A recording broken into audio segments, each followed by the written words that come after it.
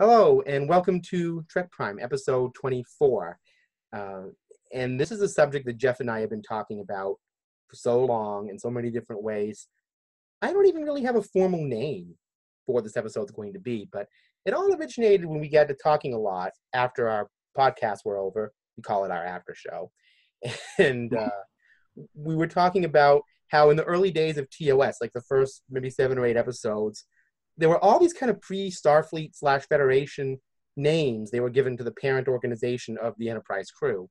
And 2 kind of linked into the Star Trek universe later. And one of them was the United Earth Space Probe Agency, abbreviated to USPA headquarters in one episode, kind of briefly. But Kirk was describing their parent agency very specifically as the United Earth Space Probe Agency to Captain Christopher in Tomorrow's Yesterday, who was from the 20th century. And he immediately hooked onto the name United Earth, which during Enterprise's time was used to describe the world government that occurred the year before Enterprise took place. That's right. I guess there was some idea that Australia was a later holdout, but I guess they joined. But Crusher implied that in TNG. But anyway, you had an interesting explanation to me through less than ideal circumstances a few minutes ago for us, but about what this USPA meant and this United Earth Space Probe Agency in relation between the Enterprise and TOS's time period.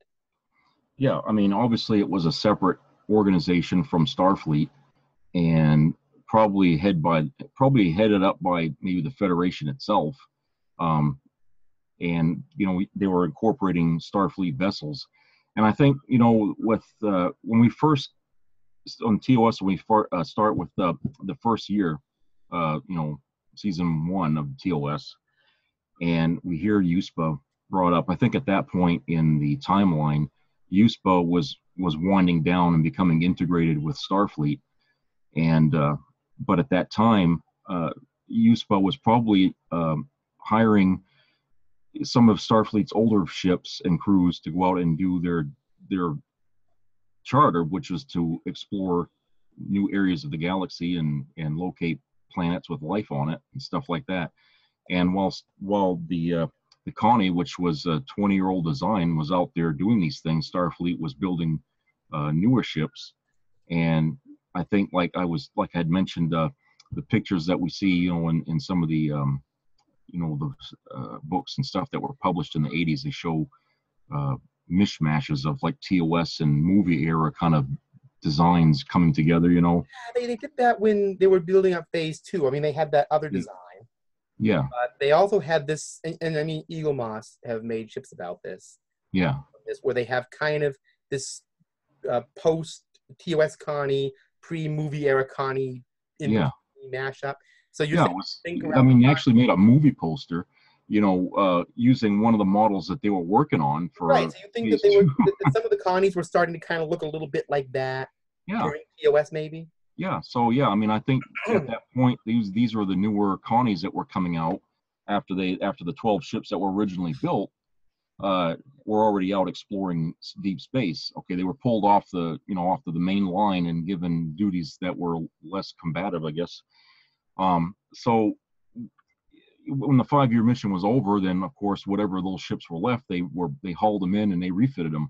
But I think before the 5-year mission was over, USPA was reintegrated or integrated back into Starfleet, and it just became part of Starfleet's exploration division. So I mean, they don't have a separate organization now; it's all one organization now, and it's under Starfleet. So I think that's why we don't hear any more about USPA after that season. Do you think USPA was just part of a transitional element from maybe that era with that 4-year war, and when they were starting to refit the ships? Because like I said, after the 4-year war was over, and they had built the Connie ships towards the end of that 4-year war in order to counter the Klingon threat. Once that was done, and the ships got older and stuff like that, I guess they decided to use them for to a lesser degree just for exploration, while they were building more modern and more advanced starships to take their spots. So that was the USPA organization. And there was another one that I actually just talked to you about before we even started this podcast. And we actually talked about it some time ago, and it's been ringing through my head. I thought it was part of the Mandela effect, which a lot of you people out there in the internet world probably know a lot about by now, where I heard this in another dimension I once lived in, But anyway, the point is that I remembered in TOS there was a reference to another base organization, and it was in the episode Court Martial, Commodore Stone, when they were convening Kirk's trial for the deliberate murder of Ben Binney. He referred to the base of operation that he was working under, or a guy named Lindstrom, I think was the guy's name, as him working for something called Space Command.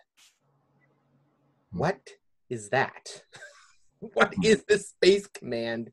I had a theory, and I wanted to put it by you. In today's world, I don't know if they do this anymore, but in the past they did, you'll commonly hear Marines referred to as jarheads.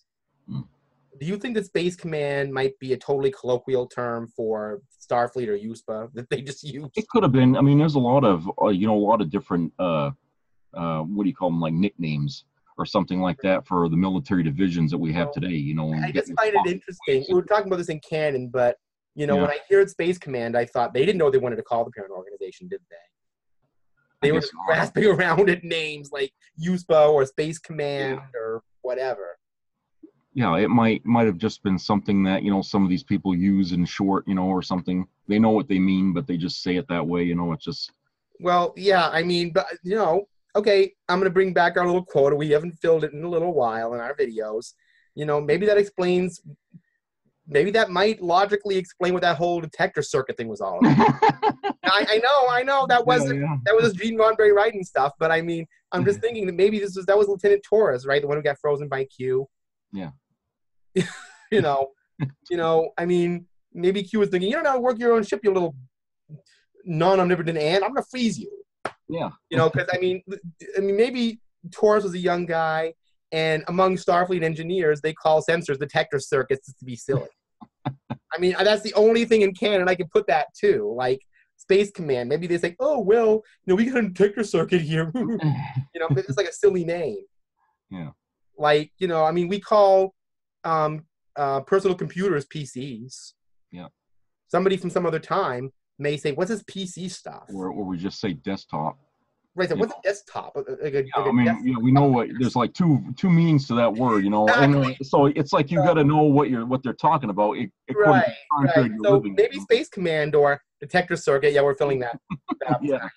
Or just like, I mean, I know in the reality they just didn't know what they were talking about. They just put some weird things in there, but in the canon, there's a logical way to try to explain that away, where you don't have to go all J.J. Abrams here and try to worry about how you're going to integrate the stupid. Right, so we get another sci-fi thing. For a minute there, there's a logical way to explain it. I heard a little Scully from X-Files. I think at that time that she goes into that office. I'm sorry, X-Files, we can come over here for a minute. We don't get a lot of space with you. But anyway, she comes in and Mulder's throwing pencils. She's on a vacation. And he's throwing pencils up, and they're sticking them on the roof. And he says, Scully, there's got to be a scientific explanation for this somewhere. And when you said that, it sounded like a Scully comment. Yeah. Oh, yes, that's her catchphrase. There's got to be a scientific, rational explanation for this. Yeah. I'm just, this reminded me of a Scully thing. But yeah, there probably is. Like, detector circuit is probably just some young academy cadet colloquialism for sensor. Yeah. Outside of Gene Roddenberry not knowing what to call it at a given moment. But, yeah. And maybe he's on the Enterprise. I mean, it would have been better if Picard had said, Lieutenant Torres, why are you calling it a detector circuit? You're on a starship now, We don't call it detector circuits on starships. Call them sensors. But anyway, we can add in scenes. But anyway, but with the Space Command, that might have been the same thing. Like, oh, this is another fancy name, Yeah. Maybe the legal division, we just call it Space Command because it sounds cool. I don't know. And I never heard Space Command again. Never again. No, they dropped that, yeah. That was like a one quick thing they expected you not to hear. But I was reading some interesting things about the reason why Gene Roddenberry came up with the idea for the Federation to begin with. He started to convey an anti-war message. This is courtesy of Wikipedia, which is not everybody's favorite source for because anybody can go in and edit it. But I'm just saying this is, and there is a citation needed on this, so I'm not quoting anybody directly, but because if it's not cited, there's no way to confirm this. Gene Roddenberry is suspected to have depicted the Federation as an ideal, optimistic vision of the United Nations. Because the Cold War was happening at that time, and he wanted to have the Federation resemble NATO, while the Klingons represented the Soviet Union, which we talked about. Yeah. And that even they borrowed the flag, the United Nations symbol. They made like a Star Trek version of it.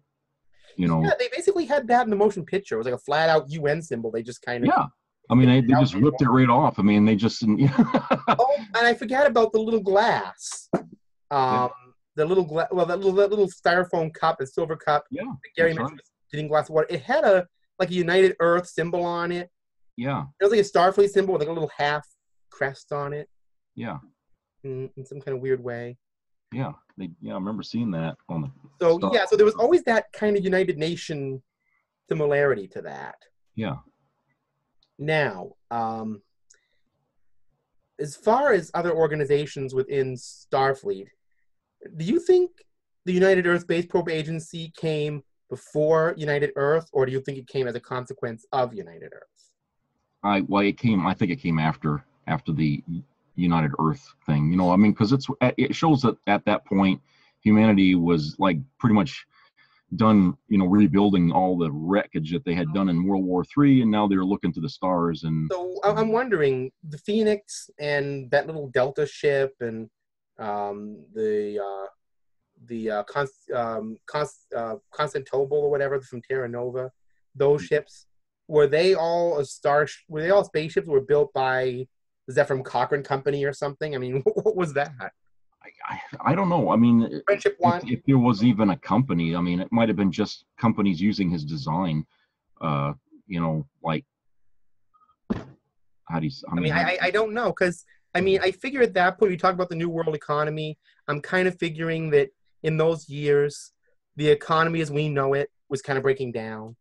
Yeah. And I don't know if companies or businesses existed as we know them now.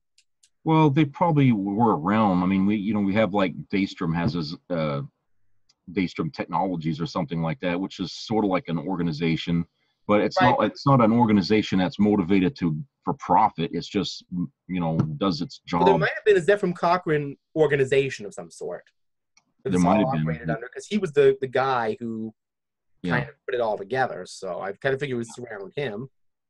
I mean, I seriously doubt there was some little side thing where it was like, this is the Henry Archer organization. He's building other ships. So he was working for Cochrane. So, I'm just kind of figuring it might have been. So I don't know what those operated under.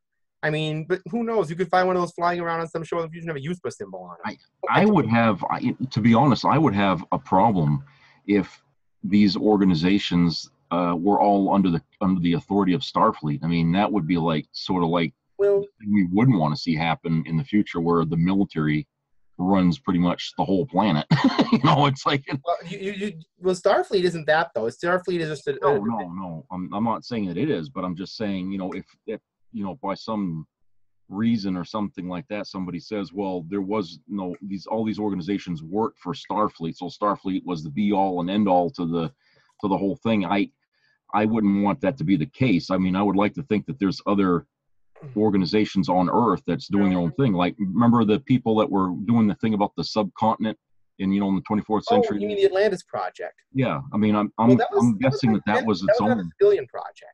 Yeah, it's a civilian project, and that's what I'm talking about. I'm hoping that there was other outfits out there that were doing these things. I always got the impression of this Earth at that particular time, 23rd, 24th, 22nd century. I'm figuring there's trying to bring order to chaos a little bit.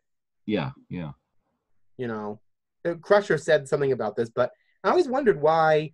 I mean, he had some of them. Why Dr. Phlox didn't have more surgical masks and gloves and prickly things. He had mostly invertebrates that he would just stuff into people or whatever. I mean, I'm wondering why his whole thing was not a little more ER or Marcus Welby.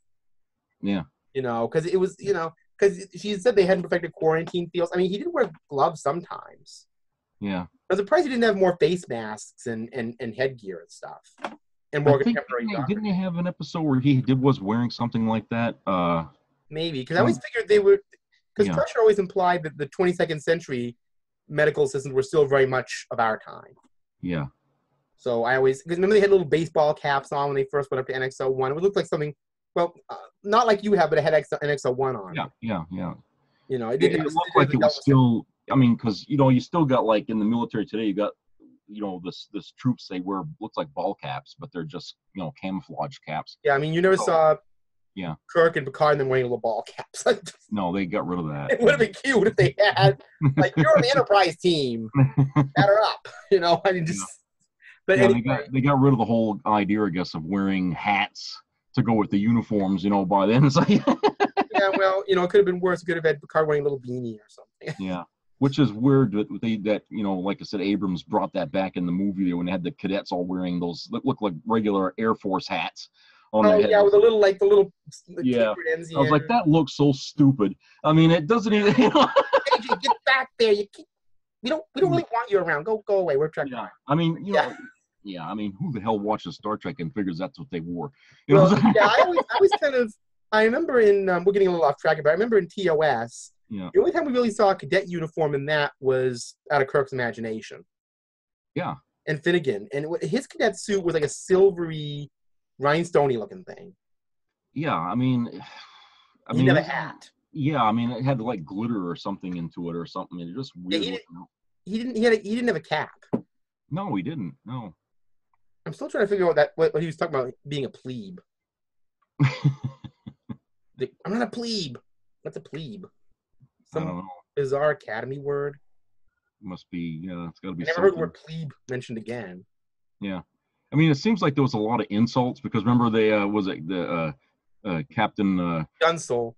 Dunsel, yeah. I mean, explain what that meant, though. Spock explained what a Dunsel was. Yeah, well, they explained it, but a plebe, they don't know. They didn't say anything. Was a plebe some sort of experimental alien technology we don't Yeah, I don't know. Maybe a plebe is another word for the detector circuit. Yeah, well, I don't mind them making up words, that they would explain what they are. What we wouldn't use today, but in the future we might have words that we use that we don't use now. I don't mind that, like if the word plebe is something that we don't use today, makes no sense, but 100, 200 years from now, they're using words that each other insults that, we're like, huh?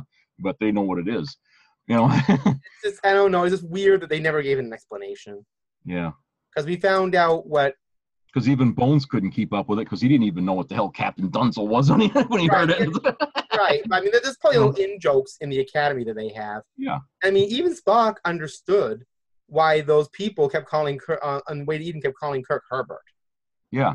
He didn't even know what that was. And Kirk was like, what's Herbert? Why are they calling me Herbert for? And apparently, is that like 23rd century version of Melvin? Sort of, yeah. I'm just trying to think. I don't know if you remember that term. They just said he was a rigid and inflexible. Right. And in our time, we'd say a person like that would be real Melvin. And the thing of it is that, they were pretty right, though, calling him that because, one of my opinion, he is rigid and inflexible when he was in his 30s. I mean, well, I mean, think about it. Older, but, they could have called first season Picard Herbert all day. Yeah. Super rigid. Yeah. But anyway, aside from that, those are just little things. Can you think of any other name that kind of came up in the early days of well, there were some weird things in the Cage. They didn't have really a parent organization in the Cage, but they were just kind of developing terms. Like there was all this stuff about time warp that they mentioned, but yeah, I don't know. That could have just been fancy terminology. Then there was something about the time barrier being broken.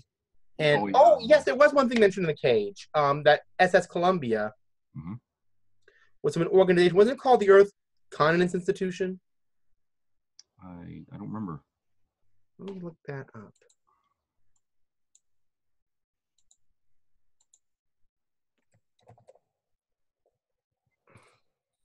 Actually, let me go to.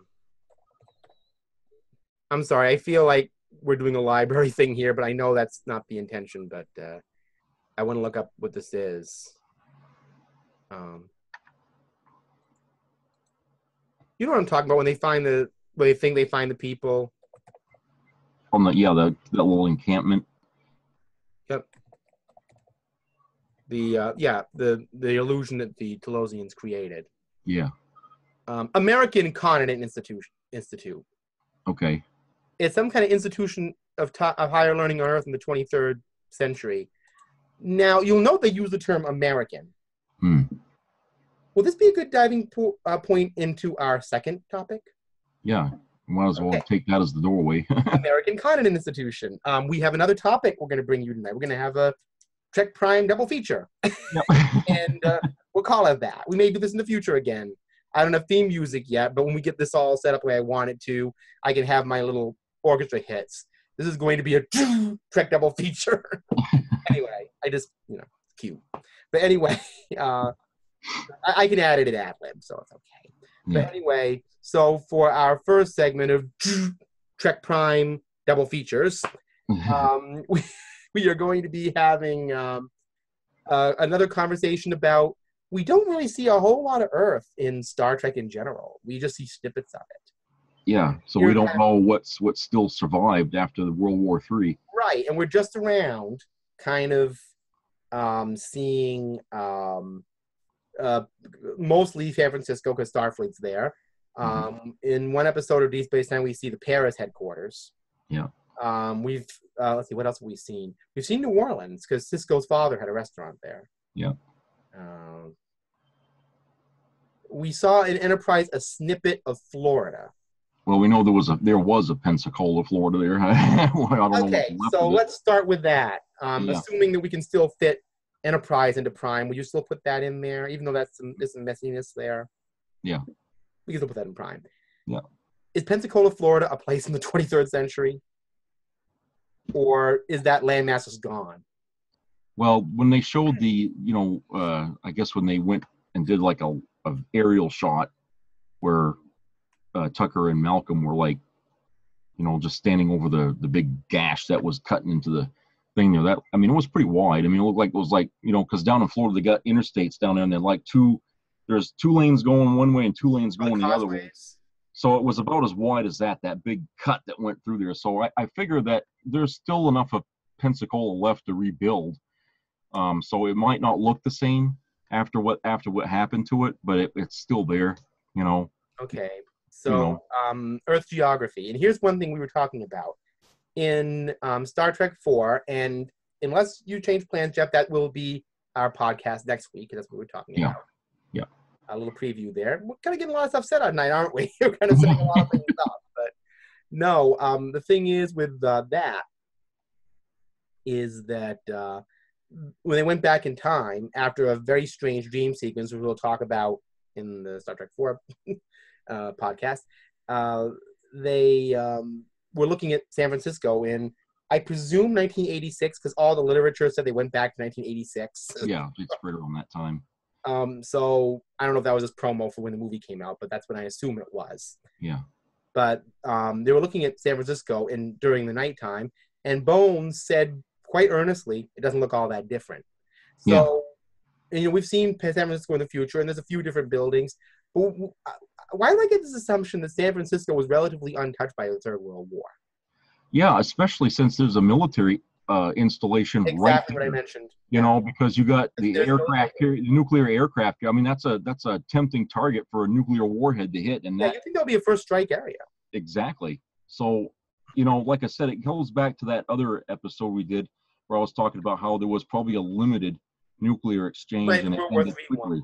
So it stopped before it really got overblown, and I think San Francisco got lucky and they weren't hit. Although, like I said, and here's the tragic thing: a lot of that nuclear war might have taken place internationally, and the reason why I mentioned that is because how often do you hear about other countries? That's right. About Paris. We know Africa apparently prospered. Yeah. I don't know exactly how it got created, but my guess is sometime after the Third World War, maybe even before, because I'm starting to see it happening now in real life. Africa, which is made up of many, many countries, formed a united centralized government and became another United States. Yeah. Only the United States of Africa. Yeah. That was an idea written in for Nichelle Nichols' character by Roddenberry, but that meant that Africa at some point prospered. So I would guess that they probably didn't suffer a lot from the war either. No. They just prospered. I mean, for all you know, Africa might have taken in refugees during World War III from other countries and prospered in a post-colonialist society. That's right. I mean, who knows? I mean, I don't know what happened. We don't hear anything about Russia. I mean, well, other than what Chekhov says, but right. Chekhov is from Russia, but and we hear about Leningrad. So I don't know. I mean, have we heard anything about China? Yeah, I mean, is Sulu Chinese or Japanese? I mean, I don't. Hikaru Sulu. Knowing George Takei's Japanese background, Hikaru sounds Japanese. So he borrowed. Yeah, so they took his real background and made that part of Sulu. Okay. But he was born in San Francisco. Okay. Yeah. So he was Japanese American, and we've established from that American Continent Institute that America still exists in the 24th century. Yeah. It may not be the United States of America. It might be just America in the the future. Basically. Although Kirk refers to the United States with great reverence, like he's still part of it. Yeah. I mean, we know he was born in Iowa, which is a state name.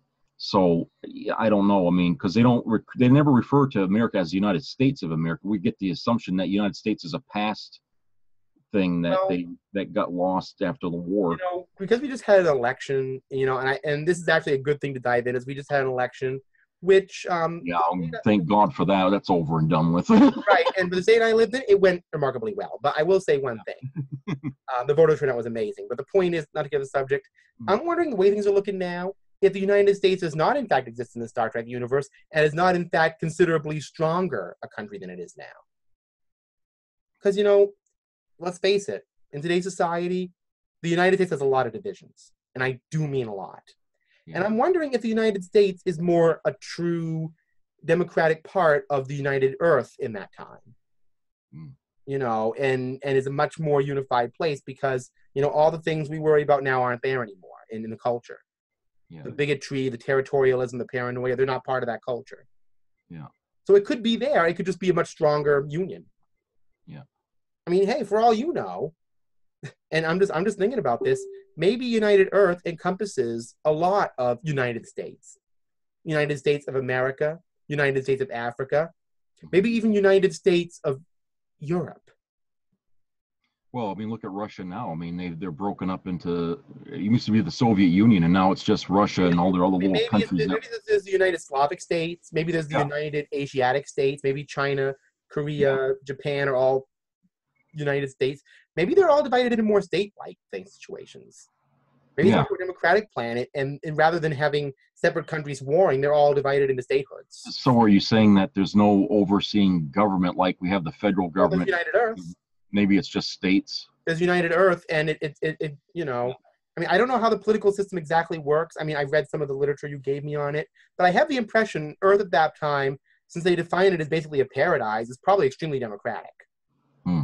In the sense that, I don't know, because, I mean, it's like if you went back and studied how Roman territories were portioned out, it'd be very unfamiliar to what we do have in the United States today. Yeah. The Roman Republic. And how they portioned out things and how slave labor was in their society. As times change and as countries change and they evolve, they either become stronger or they sink. I get the impression from Star Trek that Washington, D.C. either doesn't exist or doesn't have the authority over, over what goes on in America so much as San Francisco probably has all that authority that Washington has now. They run everything. I was going to mention that because, and this is just me thinking, because did we mention this in the World War III? I'm wondering if that wasn't one of the first strike nuclear targets. Well, it would be if I was throwing nukes. I get rid of the source of the problem right off the bat. Okay. You okay to say that on YouTube? I mean, even, we got missiles targeted Moscow. I mean, that the headquarters is always going to be the number one target, in any of these wars. There's always going to be that, especially if you're going to be flinging rockets, So, okay. You sure it's okay to say that on YouTube? I said it. You don't like it, tough. Well, no, I didn't want any legal situations to come up with that. No, I'm just saying, as a practical Oh yeah, like if you were okay. Yeah, I mean, if you were going to do that, then naturally you're going to go for where the heads of the governments are, so you can destabilize everything else around it. I'll get my own sensitivities to YouTube too, and I just things get yeah. But anyway, yeah. But like I said, usually DC is a first strike target in situations. So I'm wondering if maybe DC was the one blown up, and which, depending on the circumstances, that would mean that the East Coast of this country was affected more. Yeah. I mean, this may sound like a townyism to me, but, I sometimes speculate what the state of Maine would look like in the 23rd, 24th century. Is it a state? Is it part of Massachusetts? Is it part of Canada? Is Canada? Another thing, I think Canada, maybe the United States of Canada, for all we know. Yeah. I mean, like I said, I just kind of figured everything is kind of state-oriented. Yeah. And maybe it's like... Well, that's what I was kind of getting at. I mean, do you think that maybe in the future there is no big over government, like no federal thing? It's just all individual states running themselves. Right, but the world government kind of unites them all under a centralized situation. Yeah, so they all work under a world government instead of a continental government. Right, but like I said, we have all these concepts now, like capitalism, communism, which never actually occurred in the world, but we have fascism. We have globalism. What if none of those things have any meaning in that time? Yeah. What if the government is controlled under somewhat different... Because, Picard did tell that Lily in First Contact, the economy was somewhat different. I'm just wondering if the geography is shaped by a totally different way the planet works. Because, usually government changes do change borders. That's just how things work. Yeah. Like I said, we've seen it on our own time happen. I can't tell you how many times I go into the Goodwill and see people throw globes in there, and I can tell how old they are if they have East and West Germany on them. Yeah. Which is a country that doesn't even exist anymore. Or the Soviet Union. Yeah. Or... I mean, we see the wall got down in our lifetime. We saw the wall come down, so we got two countries. That's another one, Burma. I don't know when that went down. It's Myanmar now. Yeah. So countries change all the time. Yeah. I mean, for all we know, countries like China and Japan might be called something totally different in that time. Yeah. India may not even be a thing. I mean, Australia may be some unincorporated part of England. Well, originally it wasn't, let's see, it was India, and then they had India, Pakistan, or something like that during Gandhi's time. They wanted to keep everybody under one country. Yeah, they were trying to kind of unify things, but it didn't quite happen. And then after, as soon as Britain left the country, they started fighting amongst themselves, and then they had to have a separate country, which Gandhi didn't want to see happen. He wanted everybody to live together because everything was, they were working together to get rid of the British, but once the British were moved out, England had said, hey, look, if we move out of there, you guys are going to go right back to fighting each other. And sure enough, that's what happened. But we have a double feature here, but I got a little mini feature to put into this. Yeah. And it's Picard's British accent. Now, obviously, we know why this is played by Patrick Stewart, but this might actually go into that too. Yeah. If one thing I had to learn by watching a lot of British TV, there's still a contention in Britain over the Battle of Hastings. Yeah. It's like, we carry the American Revolution. It's always 1066. Because, there was a battle, and for the next, I don't know how many 100 years, all British monarchs were French speakers. Then came Magna Carta. Yeah. So there was a fundamental shift right there in the world. And, now, England and France have this little on and off tiff. But, I'm wondering if, and remember the court martial officer I was mentioning, that Samuel Cogley, although he was known to be kind of dramatic, he was going on about books. Yes. Going on about books. Books. You want to know where the law is? Books. Mm-hmm. Everything's in books. I could see his face surrounded by are in books. He's in the middle. Big eyes of his. Yeah. It's all about books. That was his whole thing. Everything was books. I got thousands and thousands of computers, about thousands of books. He's fanatical about like a bibliophile of the extreme degree. And then at the end of it, that Ariel Shaw is giving him a gift from Cosset. It's nothing, just a book. Yeah, just And a a physician is a book. Like that's the end all and be all word. It's books. I love that. That's his catchphrases. I don't use computers. I use books. It's always about books. I have to look up everything, you know. Anyway, so but yeah, he was talking about the Bible, a book. Yeah. Magna Carta, a book. Yeah. The United States Constitution, sort of a book. But they're all literary related, so he's into this book thing. So, like I said, these, you know, and the Fundamental Declaration of the Martian Colonies, we don't know a lot about. Or the Accords of Alpha 3, I think they mentioned. Yeah. But how do we know how many? And in the Next Generation, they reference something called the Seventh Guarantee of the Federation Constitution. So we know the Federation has its own constitution. Although Kirk, it could be just nostalgia. He's sitting there on that Yang and Com planets, and there's a scene on there that always, for years, I always wondered what it was. Remember where that guy, Cloud William, is sitting there saying the Pledge of Allegiance or something like that? Right? It's like, how do you slur words that were written? I thought it was Pig Latin when I first heard it. He's like, I mean, what it was to me, it was like, remember they were talking about how they would eventually live like the American Indians? Yeah, I mean, what they were doing is they were slurring it and making it sound all mystical and magisterial. Like, yeah, in a whole other language. I like, mean, like for example, they was speaking English, but they think, oh, this is worship word. So then when you actually hear them say it, it came, we the people, came out e plabnista. Yeah, and how do they get from that to that? You know, that's because, you know, e plabnista sounds much more ritualistic. I mean, if I was Kirk, I wouldn't have recognized that.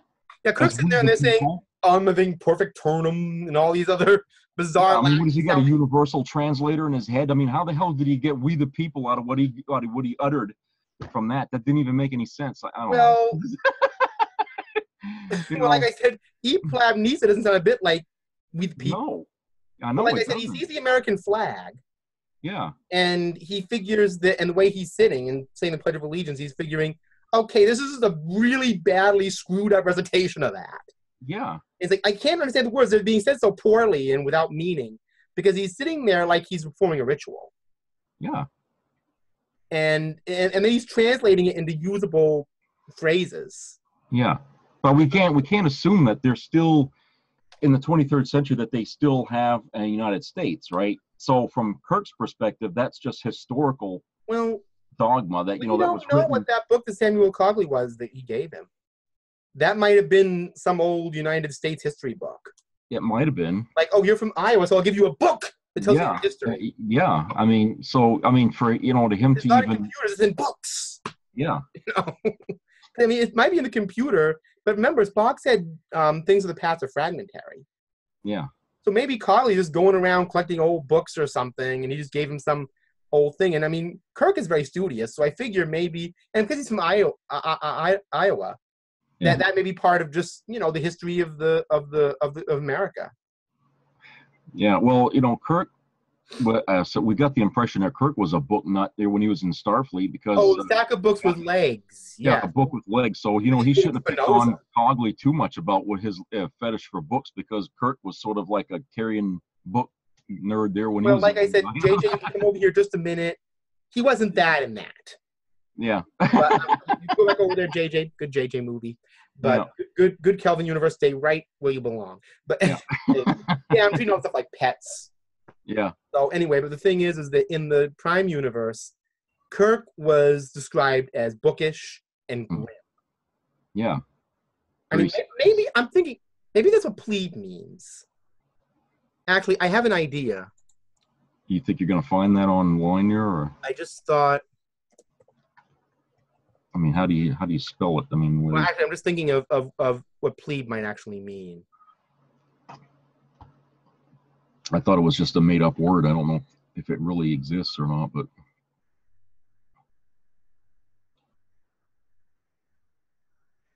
it looks like a plebe in ancient Rome is a general body of free Roman citizens who are not patricians, as determined by the census.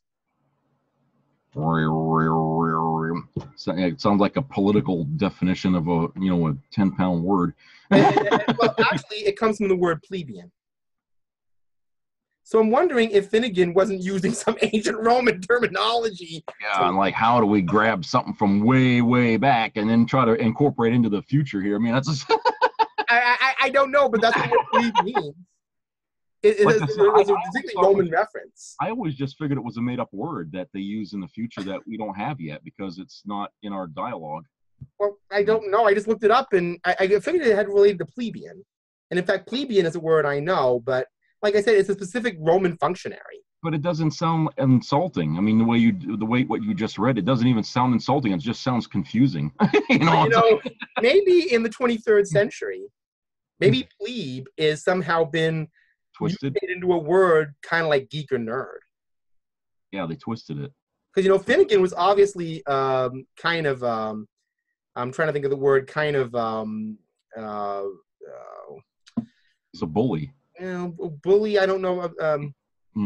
There's another word I was going to think of it. Kind of mischievous. Yeah, like Bugs Bunny. Yeah, I guess he was kind of bullying Kirk in that, but I don't know. When he described Finnegan's actual actions, he sounded more like a prankster. Yeah. Not a bully per se, because there's a Star Trek comic book about it where he was actually supposed to be trying to help Kirk, but he gave him this advice and he put a sign on his back saying, "Call me Captain Dunsel." just being a bratty kid, basically. But he was bullying him terribly in the episode, but that was Kirk's imagining of him. But yeah, I mean, such old-fashioned gags too. On top of that, nothing futuristic. I mean, just putting signs. Putting buckets of water on the door. I mean, come on, that's like the bucket of water. Yeah, ancient. Finnegan's gonna find some old wooden bucket and put it on. A bucket of water on a door that opens like. I mean, they're still using doors with doorknobs in the 23rd century. Maybe with a futuristic transparent aluminum bucket. No, like a fancy bucket. Yeah, I mean, come on. I mean, in the next generation, they're programming sonic showers to cover you with muds. So, yeah, Finnegan should have been a little more creative instead of buckets of water. Yeah, I mean, unless in the 23rd century, they were really. And when Kirk was talking about how he tied cans on someone's, it's like cans. They're still using cans in the 23rd century. It's like, what the hell? Well, I mean, you never saw him say, "Oh, let's go get another can of cream corn and pickled beets from the." Yeah. And then inkwells. He said dipping girls' hair in inkwells. I mean.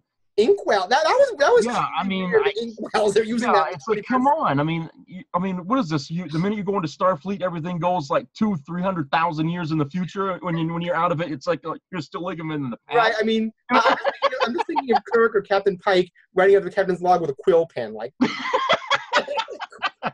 You gotta dip it in the ink and write the log down. We saw Janeway do that on the holodeck, because she wanted to, feel her, put her toes back on the earth, basically, to get grounded. Oh yeah, with the Da Vinci thing, but I just can't see Captain Pike. Yeah, you have this ink in the pen and like a little feather, and he's like, I have inkwells. What's the future inkwells of fancy ink? I don't know. I mean, inkwells. He's using very old terms, even for the 60s. Yeah, I know. I mean, we have ballpoint pens already. We've got automatic transmissions. That's like a Little House on the Prairie. They were using like inkwells. Yeah, I mean, you gotta wonder why Spock didn't say, "Jim, who's your father? Michael Landon?" No, I mean, just what you described. Inkwells. Yeah. I never thought of that, how primitive that is to that time, I know. I mean, when he was saying that, even when I was a kid, I was like, you were sitting here with communicators and phasers and, a bridge, it's got all these lights and everything, and he's talking about inkwells and cans and stuff like that. Here's my Scully thing. That may be a scientific explanation for that one, too. Maybe that reason why Spot looked at him so funny was maybe it wasn't that he was acting that way, it was because it's like you're using hands and like I said, maybe Fox internally thinking, "Jim, who's your father? Michael Landon?" Yeah. Maybe that's what he's thinking. I mean, maybe because he's in Iowa, maybe there's like these old antique remnants of the old kind of farming culture. And maybe does farming mean you have to live old? Well, maybe George Kirk was super into old things like ink wells, and I don't know. Maybe they kept these old traditional. And that's one thing I'm learning about Earth geography too. That a lot of countries after the Third World War and after because now we see how capitalism kind of puts McDonald's and Mr. Coffee's in different countries. Yeah. What if when all that was over, what if all the countries in the world started to variate and evolve their own original cultural traditions more? I'm sure they wanted to. I mean, look what happened with England after World War II. I mean, they were really trying to bring back the way England looked, you know. And I never got to really go with this because we were going to this with geography. Yeah. I'm sorry, I want to take a little side note because the inkwell thing got distracted. But I'm just thinking of Kirk Spock, like I said, maybe he is thinking, were your parents Michael Landon and Karen Grassley? Yeah. Anyway, the thing is that, was your last name Ingalls? You living on the prairie? But anyway, the point is that because you mentioned Little House on the Prairie. So anyway, I was just thinking that Patrick Stewart had a British accent. He was playing a French guy who basically spent the whole first season of the show trying to find ways to remind you the character was supposed to be French. Yeah, and a lot of episodes he did that in the first season there. Yeah, and they get misty-eyed about it. Like, I remember that flag thing where he's saying, oh, the flags of this nation were that.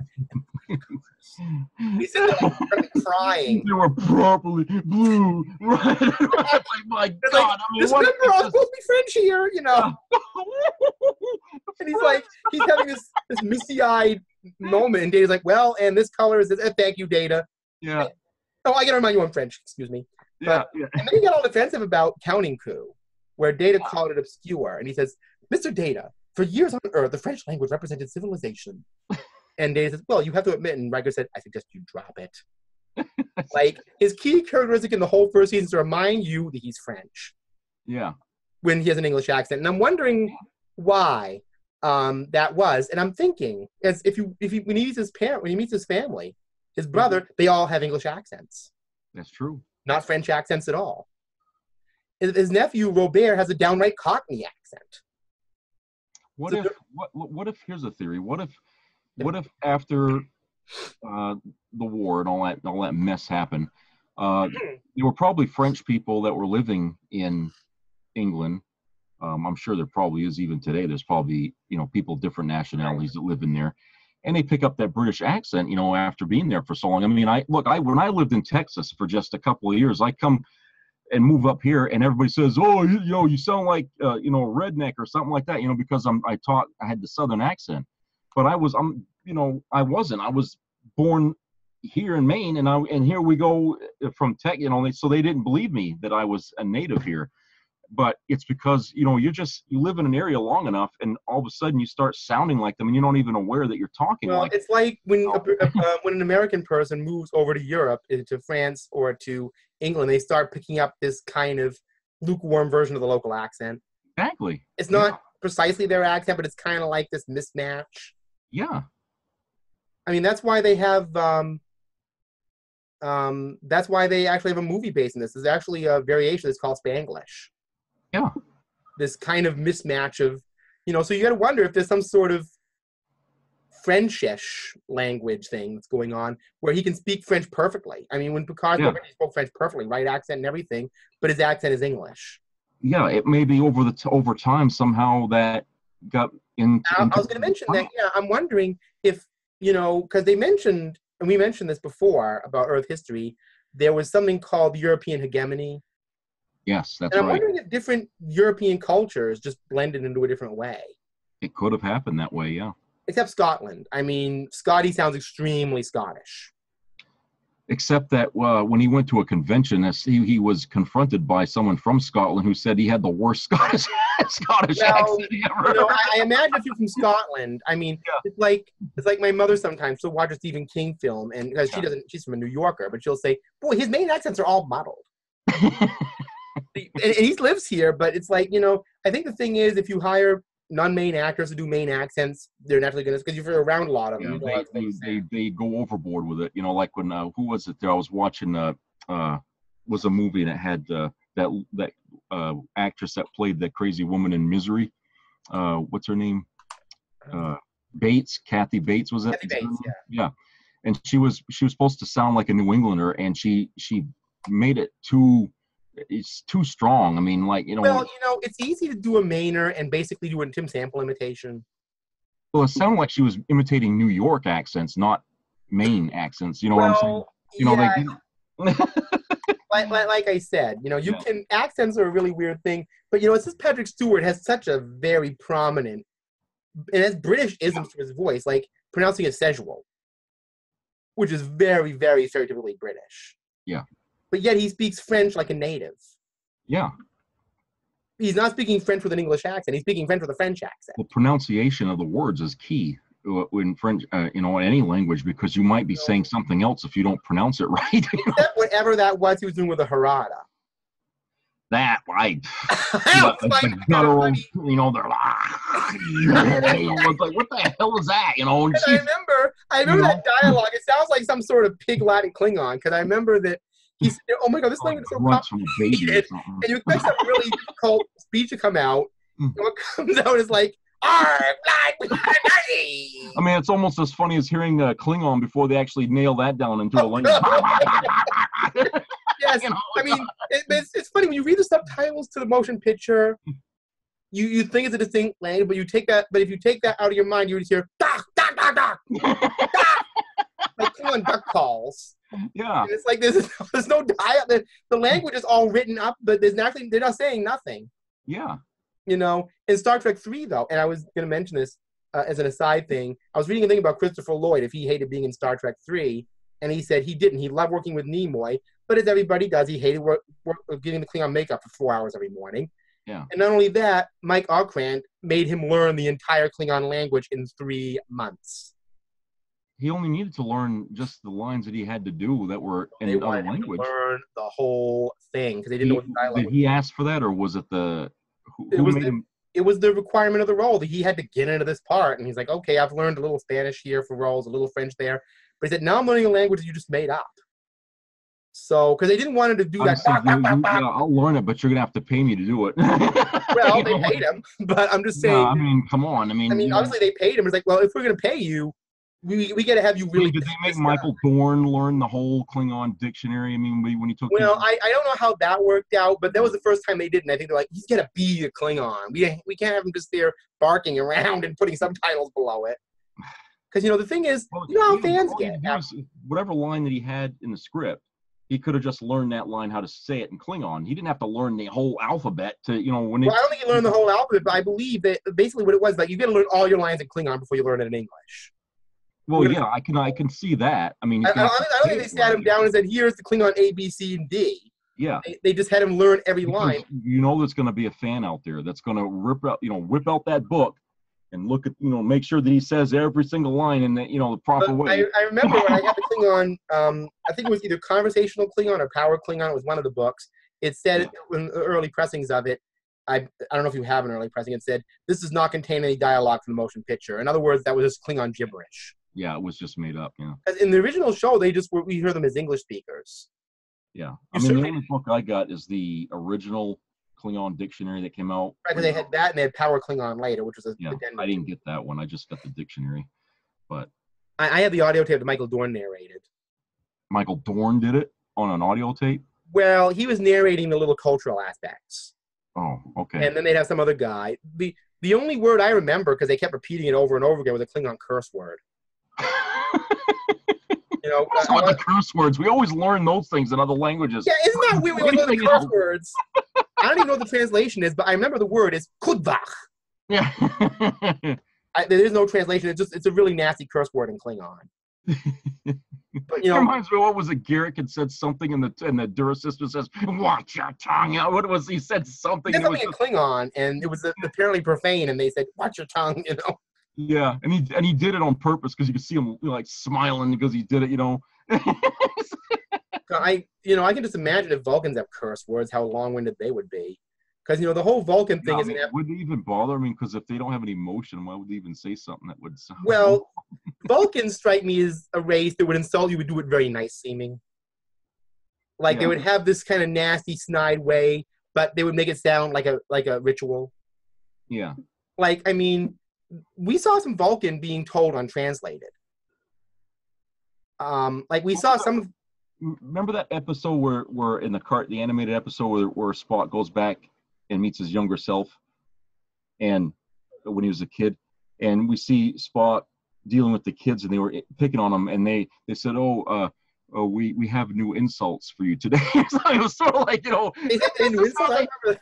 It's like, I mean, so this is how they fight.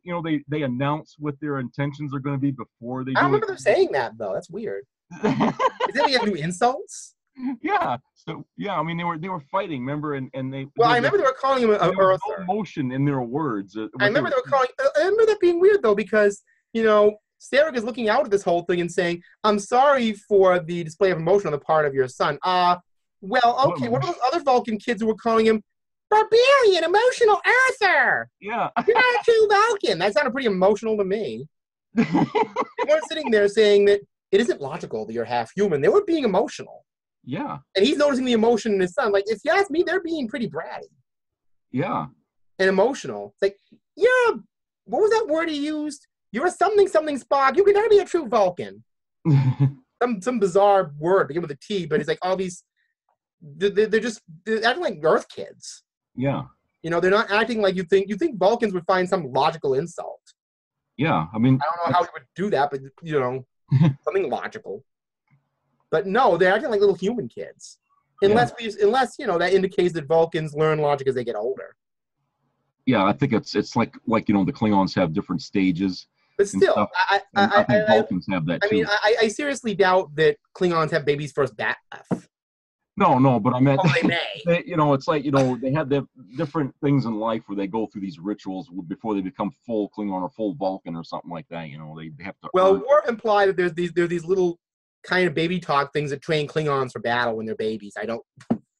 Yeah, what was it, that baby rattler that Worf was playing with on Deep Space Nine? Remember? Oh, he kept saying gum, gum, gum. Gum, gum, gum.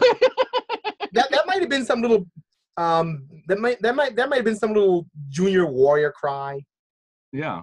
I mean, I don't know when the Klingons started in with that. I mean, it implied when Alexander was like 7 years old that he should be trained in several types of Klingon fighting by now. It's like, geez, he's 7 years old. Just how militarized is your culture? You start him off as an infant, you give him a little plastic bat left to play with. I mean, they really kind of overdid that with the Klingons. We've already done that road. We're going to do a lot of stuff here, aren't we? But in terms of Earth geography, I'm wondering if France and England during the European hegemony stuff, if they didn't have some melding. They must have, I guess, because they're so close together. I mean, basically, when you look at it on the map, I mean, that maybe that at some point, group of people goes to this country and some go to this country, it just shifts the population around. I wanted to ask you a question because obviously there's that O'Brien must suffer trope, but I think his character suffered in one significant way. Because he was played by Colm Meaney, who is Irish, there was always this automatic assumption, Miles O'Brien, that he was an Irish character. Was it ever explicitly mentioned that he was Irish? I think he mentioned Ireland or something like that in an episode. Maybe, but he never really went on and on about being, not the way Chekhov did about being Russian. I think that was more of a Chekhov thing than it was just being Russian. When Chekhov was on the show, it was like, don't forget, I'm Russian. This was Russian. That was Russian. He was always mentioning his heritage like it was a revelation. Yeah. Like Picard in season 1. Just don't forget, I'm French. Even though I sound British, I'm French. Yeah. Or, or Worf even mentioning very specifically in Counter Point, I am a Klingon. I mean, you're a Klingon, Worf. But I mean. Yeah, he did kind of say that a lot too. Like, I'm for battle. And like I said, when he says you'll command the saucer section, Worf sprite of this, I'm a Klingon. Like, I have to stand up to say it, everything being very heraldic and whatever. It's like, for me to seek my captains in the battle, blah, blah, blah, blah, blah, blah. It's like, okay. Yeah. So, I mean, everybody's kind of very overt. Where Troy is more like, well, I can have emotions on Betazoid. She isn't advertising it too much. You don't hear a lot of, because in that time, there's so much acceptance, nobody feels the need to really advertise things as much. Well, now that you bring up Counselor Troy, and this, of course, that means we're going to go to a different world here, but, she's the only Betazoid that has this accent that British accent. And all the other Betazoids we meet throughout the rest of Star Trek, they don't have that accent. We talk about that because that goes back to Earth again. Her father was portrayed later as not having a British accent. That's right. Yet, when we first meet Lwaxana Troy, she says that she got it from her father, which we. Yeah. Although that was her father in Lwaxana's mind, And in her mind, she may have translated that accent out. Hmm. In real life, he may have had that accent. I don't know. Yeah. Like I said, Betazoids don't have that British accent Rena Sirtis does. Yeah, and she worked. I mean, and she, I went actually to kind a of a British convention. made-up accent too. I mean, I went to a Star Trek convention, and she was one of the people there. And somebody had asked her about that, you know, why her character had as a Betazoid had the accent, and none of the others did. And she said when she first approached that role, she wanted to put so much work into it that she wanted to make something unique. For a Betazoid, so she wanted to create an accent. Basically, it's a mishmash of some different. Well, because I said it's a slightly British accent, but there's also like a mildly Greek tone to it. Yeah, she was trying to create something that was unique just for her character, and of course they turn around and smashed it when they bring in another Betazoid and like Loxana Troy, and she don't even sound like that, and it's like, no, she just sounds like Rachel Barrett. Yeah, so they just busted up all that work she did and made it into nothing. So I think later on, you know, in the show, you see the accent started to fade a little bit. You know, she kind of pulled back from it some. I you know, especially in the movie, you know, I noticed that her. Yeah, it wasn't as theatrical. It wasn't as heavy, you know. Right, except when she got drunk from Zephram Cochrane, she sounded really Cockney. Yeah. But, you know, I don't know. That was just. She actually sounded more British in her accent. Right, that Cockney Britishness, it all just kind of started flowing out. But yeah, I think that, like I said, I didn't know this about Geordi, but apparently when I read some of the early script ideas, Geordi was supposed to have a very distinct Jamaican accent. Really? Oh. Yes. Well, Geordi LaForge, you know, they figured he was Caribbean, so they were going to give him a Caribbean accent, which LeVar Burton did, but they said, you know, it's going to be weird having this for you in what we're doing. So, because like I said, Uhura did not have an African accent per se. You know, but I don't know. It's just it's weird, you know. Yeah. So it's like what happened is that maybe maybe some people in Africa don't have the accent. Maybe they came from, you know, like we were talking about how, you know, British might have went to France and all that. Maybe there was some of the same thing happening in Africa, was population shifting from different countries. You know, this is like in Haiti. The population is largely Africa, but the language is French. Yeah, there you go. Yeah, and it became part of the and even when my father was in Vietnam, there were Vietnamese that spoke French pretty fluently there. You know, because languages can kind of in and out. Yeah. But anyway, yeah, so that's true. But the point is that I just find it interesting that Troy accent kind of didn't work out and it kind of slipped away after a while. Yeah. I would have got really pissed about that. I say, hey, look, I spent months here trying to iron out this accent, and you guys bring on somebody and they totally wreck it. You know, it's like with Geordi, they ended up just giving him weird dialogue like that. I got a bogey at 5 o'clock. Yeah, they gave him slang or short. Right, it's like a 1940s slang. Yeah, I mean, it didn't even. World War II stuff. Yeah. He spent all this time trying to explain how, you know, how do you just steer a ship. And then the minute there's something on the sensor or detector circuit, he's sitting there talking about we got a on a 5 o'clock tangent, you know. Well, you know, I think with that also, I mean, I can see that coming from Tom Paris, maybe. Yeah, I mean Paris, because he's obsessed with the 20th century, you know. But like I said, with Geordi just saying that out of the blue like that, it just seemed a little odd. Yeah. But anyway, we got into this tangent of character traits based on geography, but I guess it kind of does apply, you know. Well, yeah, I mean, it's like a guide, basically. I mean, you because that's how we learn about how Earth might be, is from the characters that we see on the show and how they're acting and stuff like that. Like I said, you know, Kirk, for example, seems like, you know, obviously he's William Shatner, but he seems like every man American kind of guy. Yeah, American. He says from Iowa. I'm like, okay. I can deal with that. You know, that makes it appropriate. You know, is there an Iowa accent? I mean, Well, no, I wouldn't say that.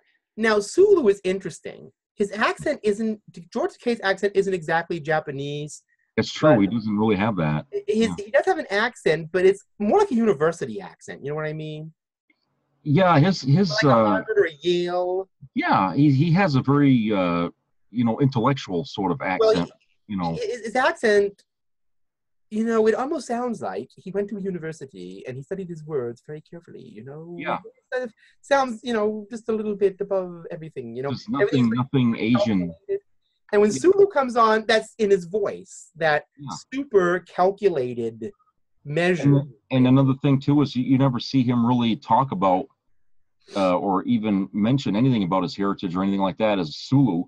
You know what I'm saying? You know, we don't. All we know is by how he looks that he's from that part of the world, but we don't hear him talk about his home, where he was until Star Trek 4. We find out he was born in San Francisco, but we don't know anything other than that about the guy. Right. So we don't. But I mean, Star Trek's supposed to be a very all-inclusive thing. Yet they don't really spend time to give you much information about, except if the character is all about that, like Chekhov, where you have to remind him he's Russian every 5 seconds. Yeah. But or Spock, who's an alien. Scotty, I mean, it's a guy named Scotty. He's from Scotland. He likes Scotch. I mean, we made it pretty damn sure that we know where he's from. Right. Well, he had his accent, which apparently was not very good if you were a Scottish person.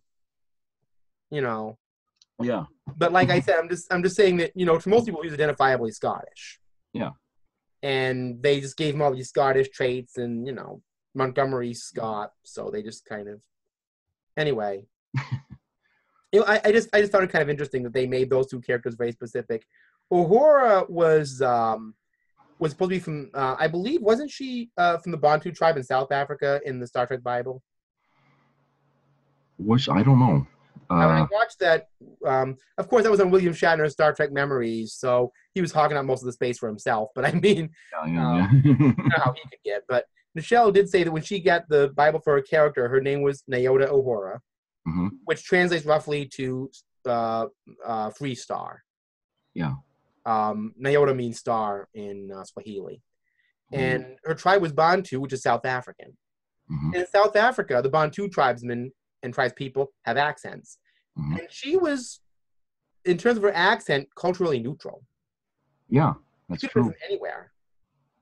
Again, almost a university kind of tone, kind of like Sulu. Unless maybe they were people who had been trained at universities and they just developed a speech pattern based on a certain, I don't know. It could be more an educational thing. Mm. So I don't know. But like I said, the only time we really heard a European character with a heavy accent was that unnamed Indian or Pakistani captain in Star Trek 4 who had a really thick accent. Yeah, that's right. We did, yeah. Captain of the Yorktown, and that was a thick accent. Yeah. I always have this little vision. Okay, Star Trek 4 is next week. We'll get into Star Trek 4 stuff next week. I didn't want to spoil this because there's stuff about that. But yeah, we heard there was that guy. There's another one, but it's Star Trek 4. Should I mention that here because it's relevant to this? Well, yeah, I mean, because it's, we're on the topic. Captain, whoever her name was, Madge Sinclair, at the beginning. Yeah. She had an accent I could not place. Almost Caribbean. But it was muddled. It was like it was almost like 3 different accents kind of combining. So I don't know. How did cultures after the Third World War intermingle? They would, if there was huge populations that were wiped out, like apparently we find out in Star Trek First Contact, because millions of people were killed. It was probably inevitable that in order to rebuild society, you had to have the combined help of, other people from other countries to come in and help. Sort of like what happened after the Second World War. The United States went into a lot of these countries that we bombed because we were trying to push the Nazis out, and we helped rebuild, lots of parts of Europe, and we went in and rebuilt, helped rebuild Japan. So, I mean, I think, the same thing had to happen after World War III, and of course, maybe people ended up living in these areas after they helped build or rebuild them, and they just set up a home there. And if they were French, then they were living in another country, and if they were, something else, they were living, it just, maybe that's how it happened. And you create this reintegration of different peoples again. And what happens is it dilutes more of the individuality of the countries that they come from, which is something that I think started that whole Colonel Green crap there that ended up being, well, we got to have just humans and no aliens and all, this stuff.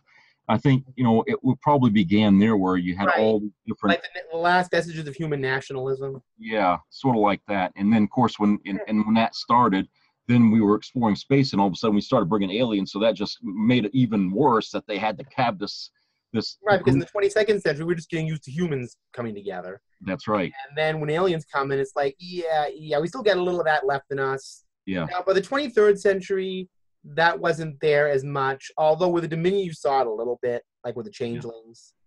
But it's Yeah. like, we got aliens that are sort of static, but now we Yeah. got aliens that could be anything. How do we articulate this? Then we bring in holograms that were sentient. Now what do we do? Androids.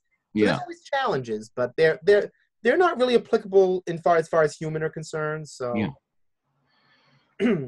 so I mean, they always expand the rights out in the Star Trek universe. Yeah. You don't see a lot of retraction backward. You see expansion of rights forward more.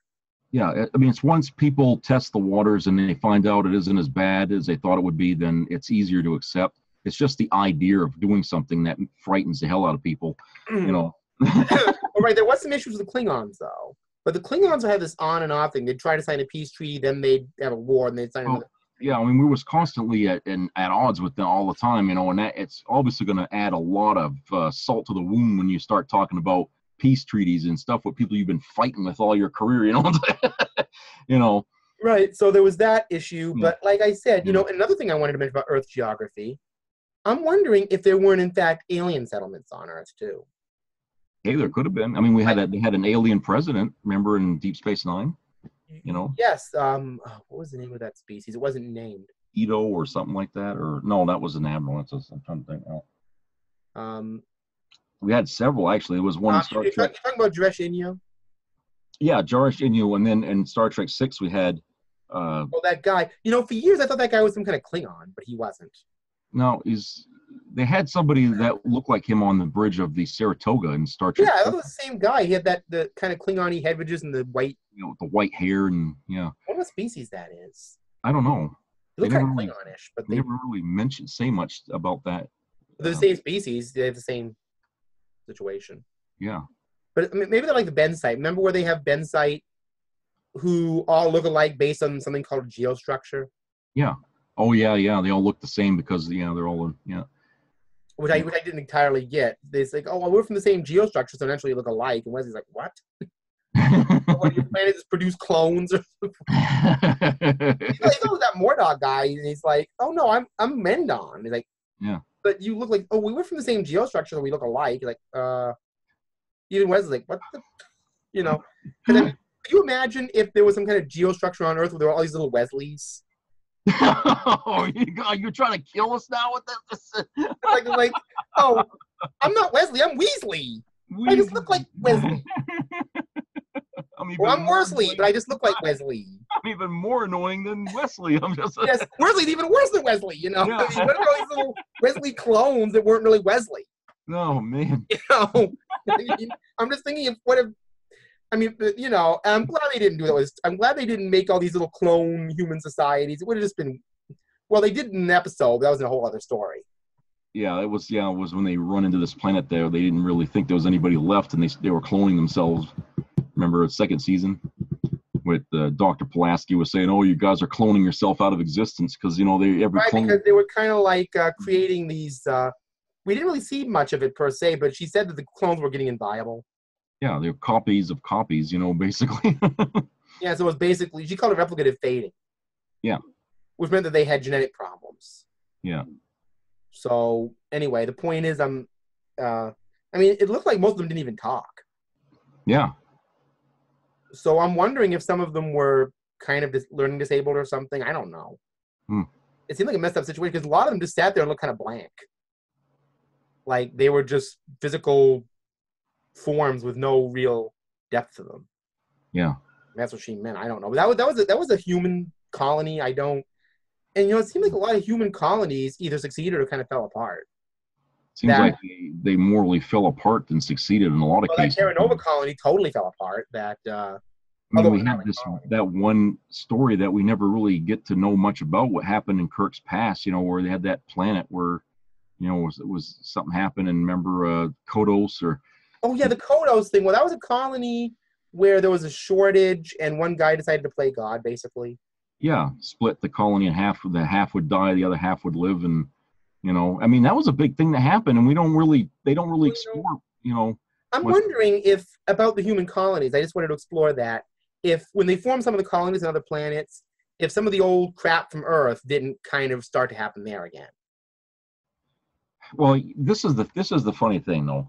When a lot of the times when we run into these colonies, I think we get the impression from watching whatever episode this is in that they're doing this because they're trying to start over a better way than what's on Earth already. And what I'm thinking is, why is that necessary? If they think Earth is such a paradise, why are these people leaving Earth to form colonies that they say, well, we're going to be better than Earth is now?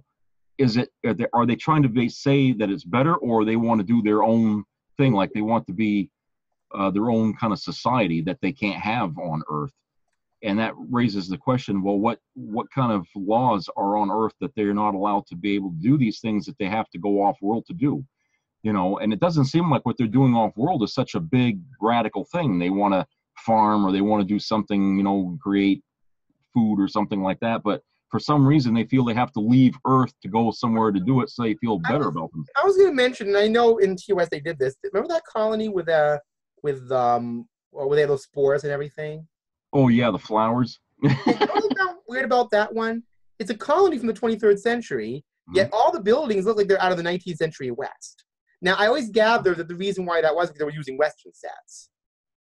Yeah, I got hundreds of years out of date for what they would have in that century. Yeah, I mean, they're all wearing like these jumpsuits that you would see on a starship. But yeah, but the thing is, it's like they want to live like the old West or something. Yeah, maybe. I'm wondering, because remember we saw that group were like in TNG that were kind of, in DS9 were kind of like that. Who shut down Ryza. Yeah. Maybe there are kind of, I don't know, neoconservative elements on Earth who are kind of agrarian wannabes who want to go back 300 years and live off the land, or that bizarre cult leader there who wanted to put people in boxes. Remember her in DS9? Oh yeah, and that Yeah, they want to kind of go medieval. Maybe there's an element on Earth that maybe there's a holdover from the Third World War. I mean, maybe during the Third World War there were things happening like that. Yeah, I mean, a lot of colonies struck out from Earth after World War III, I guess, because you see like a lot of early ships that ended up not making it wherever the hell they were going. And like in some of the episodes of Star Trek, they say, oh, this ship was lost like 100 years ago, and then they find remnants of the crew. Like we saw that Next Generation episode where there's half of the crew was, remember, they were like Irish, and they had the animals. Remember they had the European hegemony, the Brigaloidy. Yeah, so they lost contact with these people until they picked up a signal or something like that, and then they find them, and they find out that they left like a long time ago. No. Around that time where Earth was just recovering from World War III, but they all packed up stuff up and they left. Now, like I said, that Brigaloidy was a successful colony. They seemed like decent enough people. They wanted to live in an agrarian kind of way. Yeah, they didn't keep any of the technology. And the ones that did keep the technology, their society fell apart because they started making defective clones. Yeah, because there weren't enough of them. I mean, they were just. And I take it those people, those from that other colony, from that, because they called them the Brigaloidy and the Mariposans after the ship. Yeah. And the Mariposan colony, was that like pre-Enterprise, post-World War III kind of people, you think? Yeah, I'm like I said, that group left. Maybe. Yeah, they left Earth after the recovery, I guess, basically, or during the recovery of Earth after World War III, and there was a lot of colonies that started, after that. I mean, even on Enterprise we find that. What was it? There was that colony that they were all because of the radiation or something like that. They were all disfigured. I can't remember the episode now. Was that Terra Nova? Yeah, I think it might have been Terra Nova. I mean, they left Earth right around that time, and they had a colony there, and they kind of lost contact with Earth. And they had contacted Earth, but the colony kind of fell apart, and decided to separate from Earth. So I think after World War III, there was a lot of chaos. Yeah. And not too long after that, from Cochrane, there was that ship that encountered the galactic barrier. That's right. The Valiant. So I don't know if that ship was trying to form a colony outside the galaxy somewhere, or if they were exploring. Yeah. I mean, because I don't think it was a Starfleet vessel. They called it the SS Valiant. So it was the timeline pointed it around the Phoenix's era. Yeah. So it was an older ship. Yeah.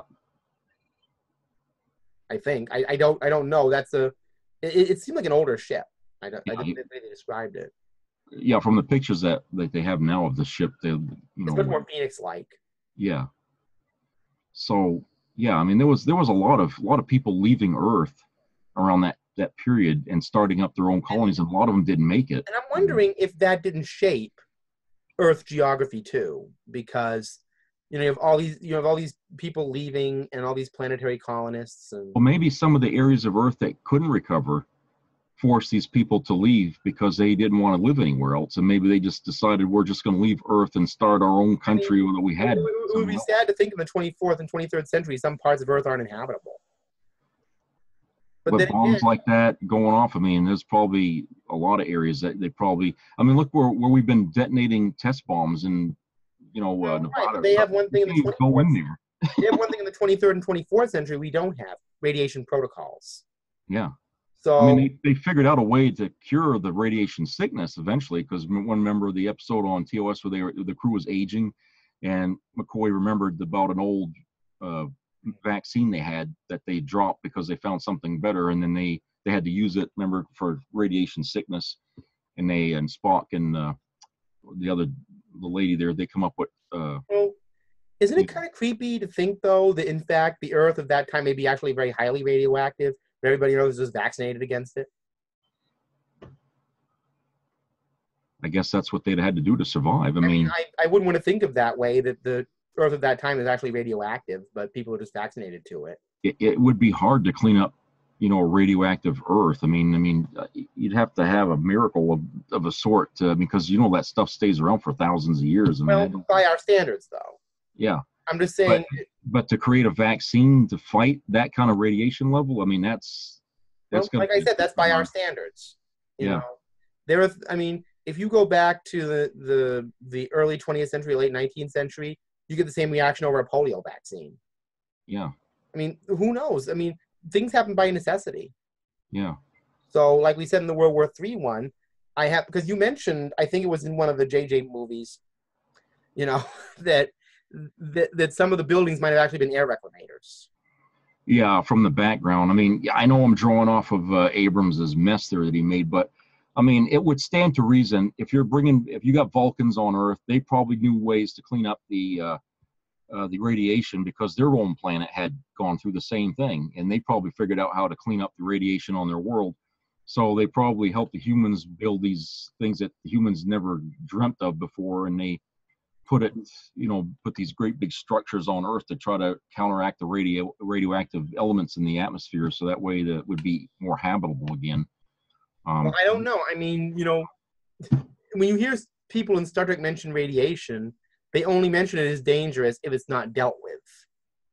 Yeah, I mean, what was it when they were heading towards the sun to try to save a ship that was the one where they had those pancakes there that were flying at people? Oh, yeah, the little crate things, yeah. Yeah, and at the start of the episode, they were trying to trace it, and Spock was counting down how much radiation the ship was soaking up or something like that while they were getting closer to the star.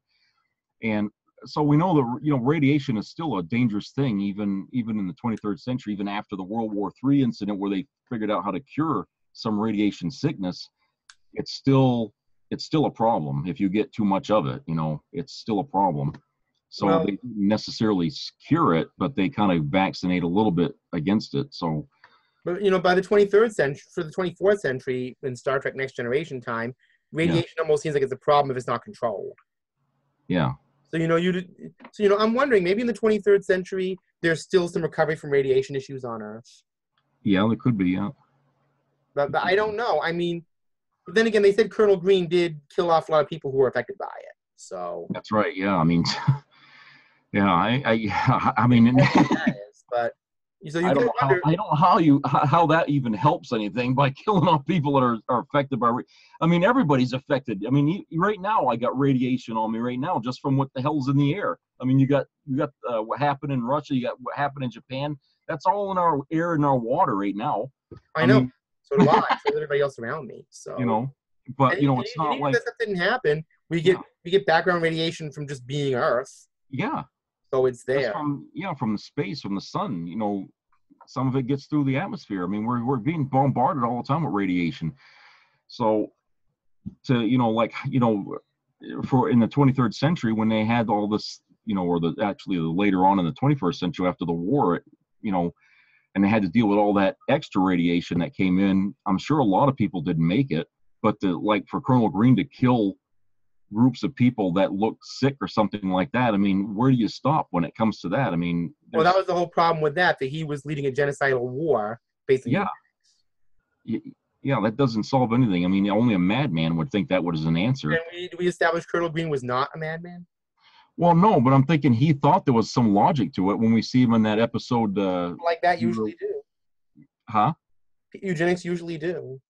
Yeah, I know, but you never would think that he was insane. I mean, I think of like Adolf Hitler, and the insane speeches he used to give and stuff like that.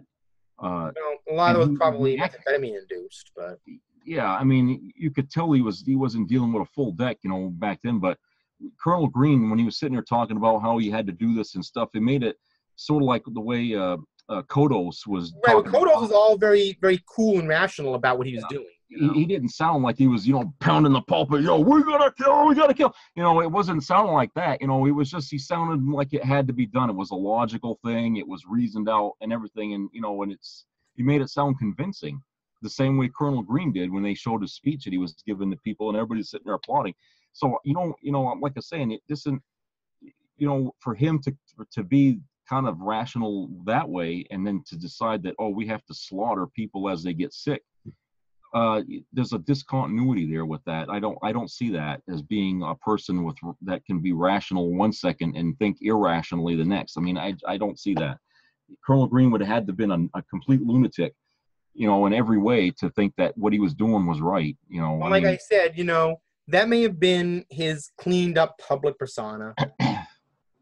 Maybe. They should have sold it better. They should have. Again, when you saw him in TOS, he seemed pretty cool.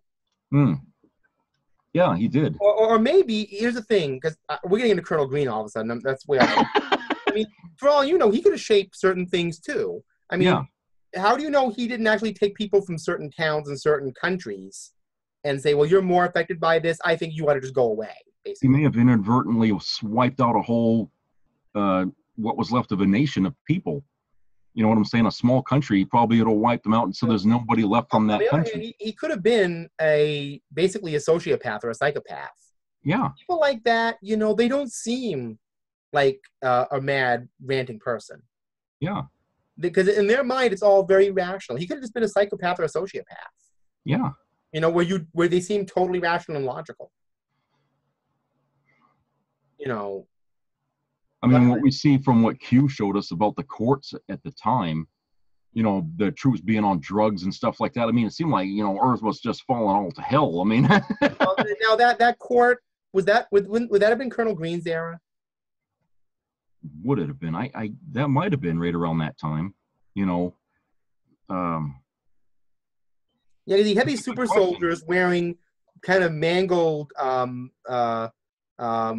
exercise mats, and they were taking they had like a thing that they were snorting up their nose to keep them high or something. Yeah, it's like Jem'Hadar almost. Well, what it was doing is just keeping their minds malleable, so that way they just do what they're told and not. So like I said, I'm wondering if that was like radiation gear or something. Yeah, that there you go. It could have been that. It could have been that, like some kind of lead-lined suit, So, but like I said, who knows? I mean, for all I know, it could be just what I suspect. The planet Earth is totally clean from radiation by that time. Because if you read the Star Trek 4 book, that's one of the selling points that Kirk. Should I go into Star Trek 4 again? I'm sorry. I know we're doing that. No, go ahead, because we're going to do that next week. This conversation. So, anyway, he was. If you've read the Star Trek 4 book, that is, he was telling Jillian the oceans in the future are not polluted. Now, if there was a third world war and the effects were still being felt, I would think the oceans would be extremely polluted. Yeah, unless they come up with some drastic way to clean them up. I don't know how. I mean, even today. So I'm guessing that maybe this alien exchange program that happened in the late 21st century or after the Vulcans came down, they may have helped humanity clean up our mess we created.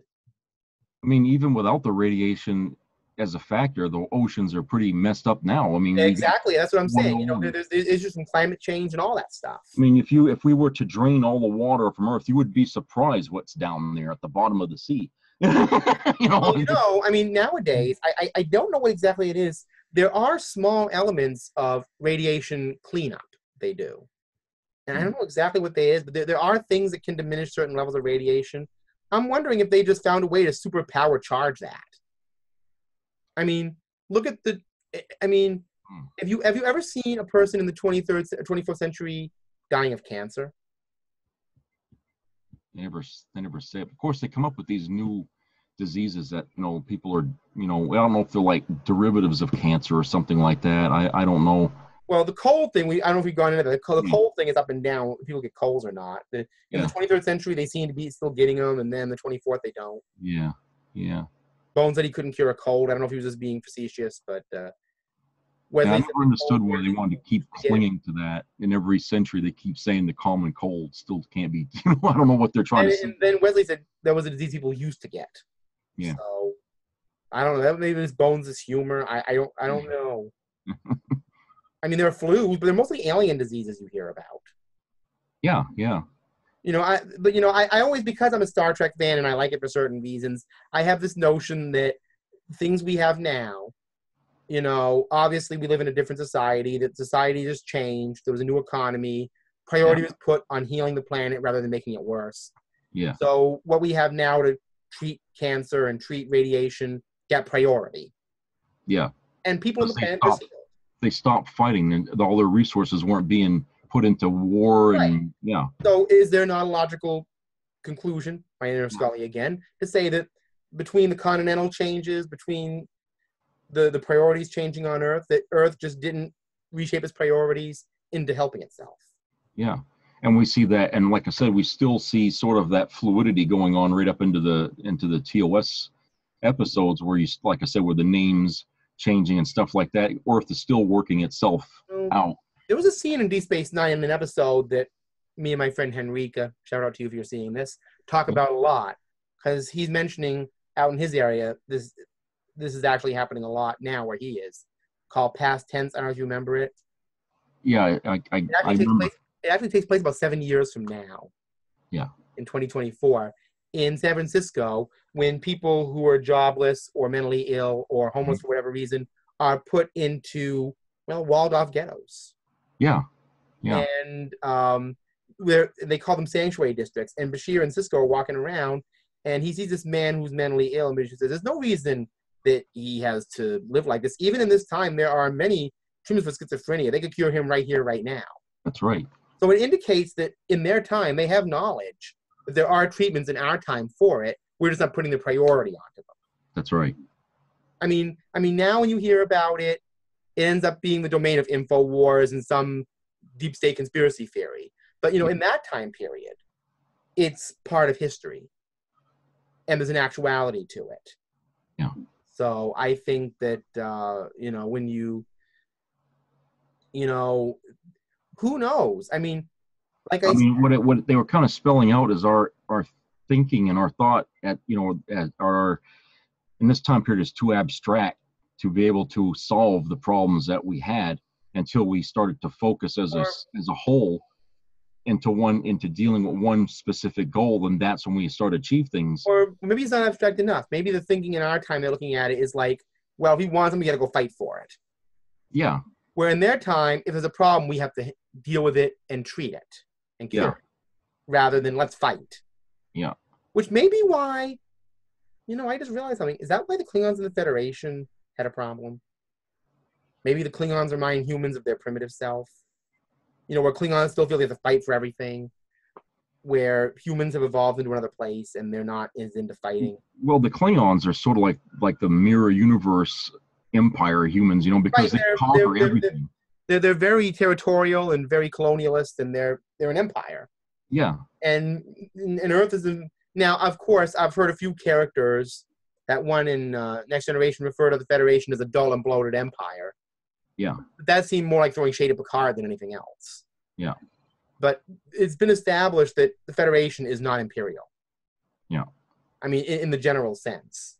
You know, with an empire, you're basically conquering places or planets to enlarge your empire. Yeah. The Federation has a totally different system, so no.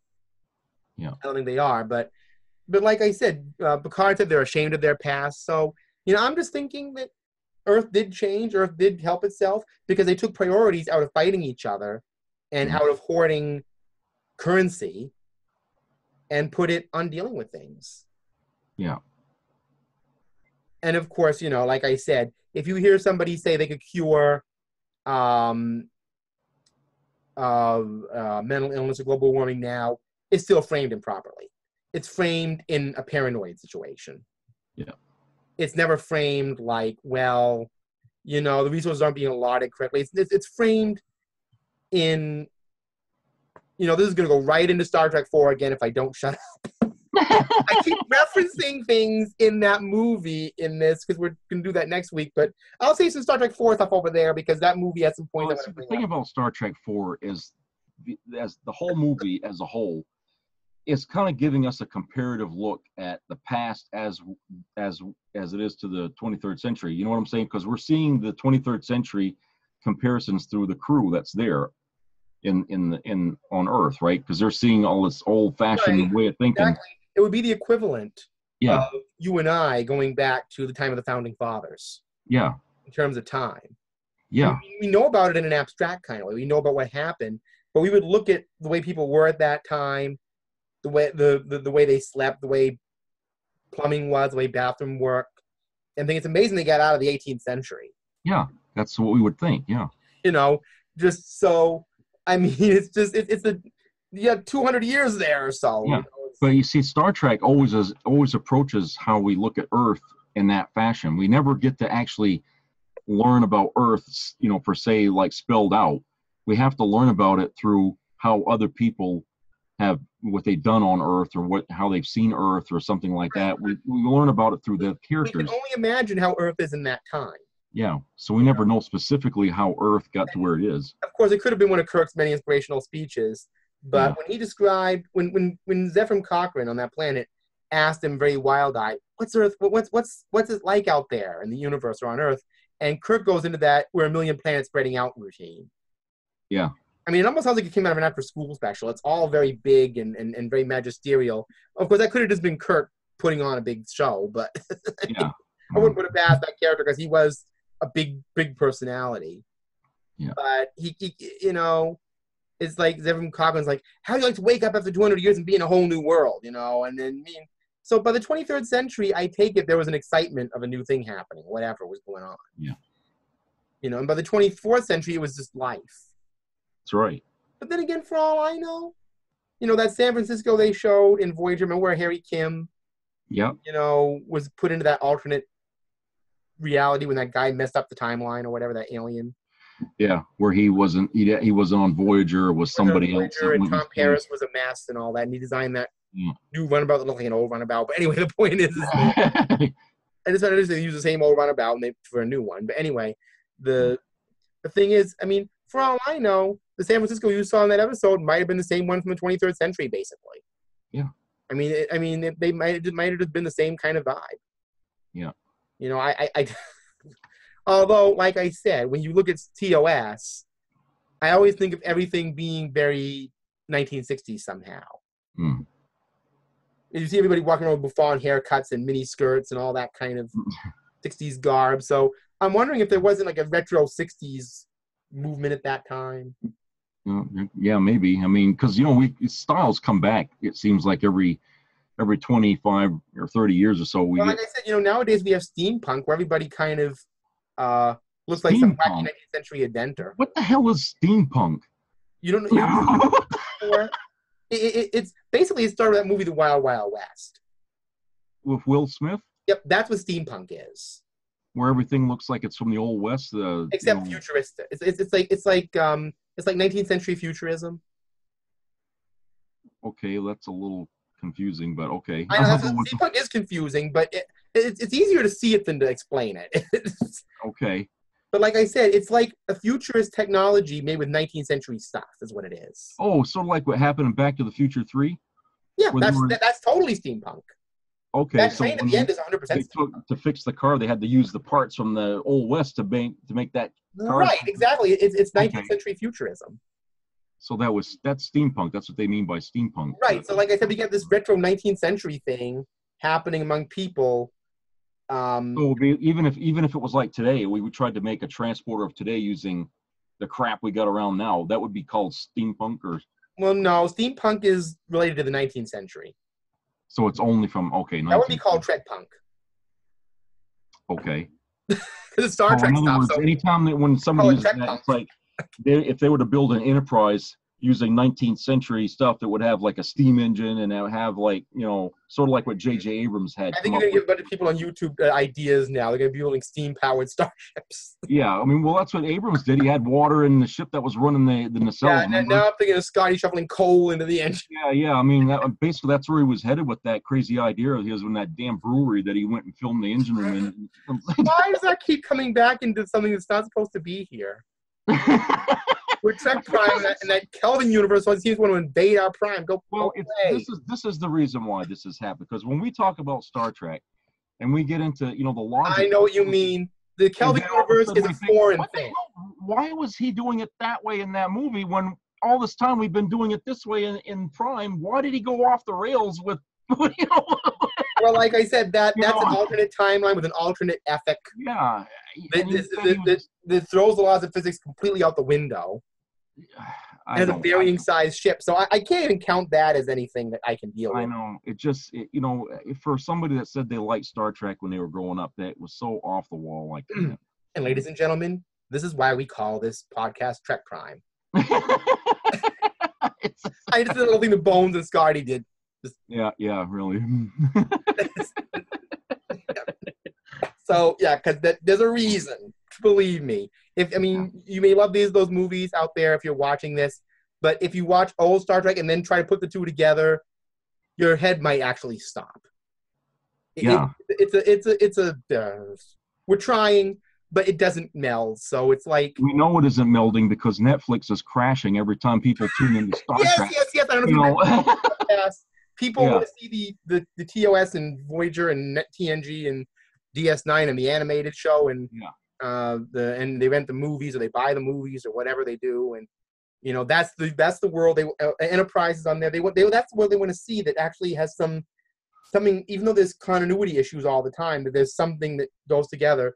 They don't just take it all apart. Yeah. I mean, actually, there's a word for it I've heard. What's happening now? Somebody used the term. It goes with computers now. Defragmented Star Trek. Yeah, but that's kind of like the era we're living in right now, where everybody's defragmented their own thing. Well, yeah, like you take like I said, it's going to creep in here. I guess whether we like it to or not. We can't not mention it because it isn't. That's where we're sitting right now. That's the reality of what we're living in right now in Star Trek is that we're living through an era of uncertainty with it because people are trying to reinvent it, all over the place. And it's crazy because doesn't remotely look like anything like what we've seen. It's weird, isn't it? And, I don't think it's intended this way. I'm always hoping that we don't sound like the Star Trek equivalent of the alt-right.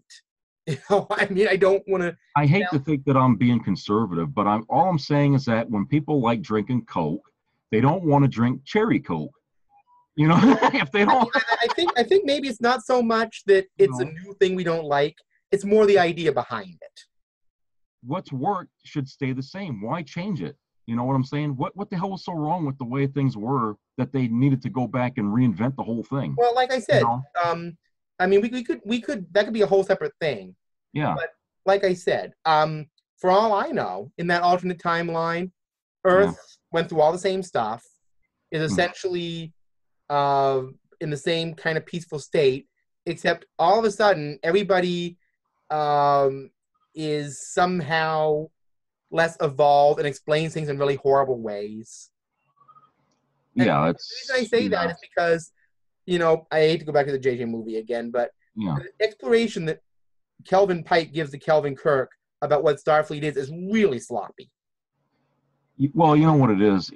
They wanted to keep away from the dialogue, the technical dialogue you hear a lot on the series. they wanted to make it simple for the audiences to understand it. You know, the more because Well, it's like the dumbing down of Star yeah, Trek. look at it this way. I mean, you could call it Fisher-Price my first Star Trek. You know, it's like a Fisher-Price version. I mean, can you imagine a Fisher-Price Enterprise was yellow and red and just hitting the little wooden people on the. And instead the funny thing is they made something like that. I saw it in a catalog. They got a bridge set, and they got these little wooden characters that go with it now that look like Fisher-Price characters. I seen that. Like a toy stars. Yeah, it's like a kid version of the bridge. You know, the TOS bridge, and it's got looks like little people for Kirk, Spock, and you know the other ones. But it's not like a real Star Trek toy where it's actually looks supposed to look like what it's like Playmates did. It's very toy-like. It's very Fisher-Price looking, like from the 70s even. I mean, it's funny. I mean, it won a lot of money for it too, which is laughable. They want so much for it. But yeah, they got like little holes where you put the people in the holes, you know, where they got to sit and everything. And I'm like, Fisher-Price to me. Yeah, and actually before Toys R Us closed it up here, they had some superhero ones that look like little people they were selling in pack, and they want like $10 a figure for it. It's like, what the hell are you guys selling here? Well, we've gone all. We're talking about. We're talking about countenance. You're talking about little cheap Star Trek toys. Yeah. I know. I wanted to tell you this before, but like every time we get together, I keep forgetting to mention this all the time about that little play set they made there for. Yeah. You know.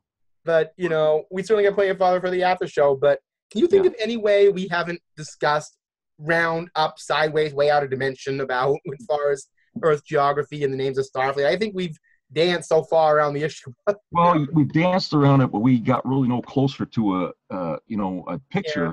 I mean, I got to be honest with you about something. You know, seeing the way the selection worked and how everybody was very angsty over it, and seeing the outcome was actually a lot better than the 2016 one in the sense there was a lot more concern and a lot more fight. I tend to like to look at the Star Trek universe the way I've always looked at it. That they just reprioritize themselves. The continental shift and the cultural shift was based on that reframing. Yeah. And that would explain why people like Picard have British accents. Yeah. That would explain why we have a United States of Africa. That would explain a lot of different things. I would like to think that humanity just evolved, and you know, that's more than just Picard speeches, you know. Yeah. That it actually is real. Yeah, you know, the Kirk speeches or anything. You know, it's one of those things. Like, remember what you said something about this a week ago, I guess, about how you watch something like Star Wars and you see all these things happening in the movie, and you're like, I'm interested. What goes on over here? All, you know, like you was talking like Jabba the Hutt's place or that bar scene in Star Trek. Well, you mean like taking little segments out of the universe? They throw all these little. Star Trek 3, weren't we? They throw all these little, you know, enticing things. We were talking about Star Trek 3, and there was that little bar that Bones went to. Yeah. And I was like, what? I was saying, what happens there when Bones is away? Do we have like a heart-to-heart type couple in there? Yeah. You know, is like a little casino in that bar? Is like a little futuristic kind of Bond world happening in there? I mean, Earth as a whole is constantly dangled in front of us, you know, enticing us to want to know more of what happened on Earth. By the time we meet up with Kirk and them, you know, in the TOS era, and they're constantly, you know, throwing these little things at us all the time, you know, like, oh, this happened and this happened, and so we're trying to piece it together by putting it in a chronology. But maybe that's the whole point of Star Trek when they say, oh, when Cisco said, although in hopes that it wouldn't be destroyed at that point, when people look at Earth, they see paradise, so it's hard to look into space and see problems there. That was the kind of he used that. Yeah. But maybe the reason we don't see this paradise on Earth is because we as a culture have not achieved enough of it to be able to conceive of it. Yeah. That it's an abstract concept. But we can just, whatever element of a paradise we can conceive about Earth, it probably is already there. I mean, they've already established that, you know, the cultural divisions that we have are not relevant. Well, here's the other side of the coin on that. There's people that I've met, Star Trek fans, that'll argue with me up and down as to what sort of future Earth actually became. You know, is it, they think it's a communist? We've dealt with that one. You know what I'm saying? Because they don't give so much information in the series. Well, people are drawing from that. And these people are framing from things of their time. That's right. They're trying to fill in the gaps with like things. Like I said, you know, if a role, remember Moriarty kind of did that. Yeah. Although he's a hologram, he went under the Enterprise and says, "What sea does she sail? Can we roll above deck?" He's Yeah. pursuing the Enterprise in 19th century terms, but of course, this is a guy who can create holographs powerful enough they can just be taken out of the holodeck on paper. That's right. Like, imagine the Data taking that holographic picture out of the holodeck just with impunity. Like, it didn't go away; it just kind of stayed there. Yeah. So maybe Moriarty just went on the ship and got real paper. Yeah.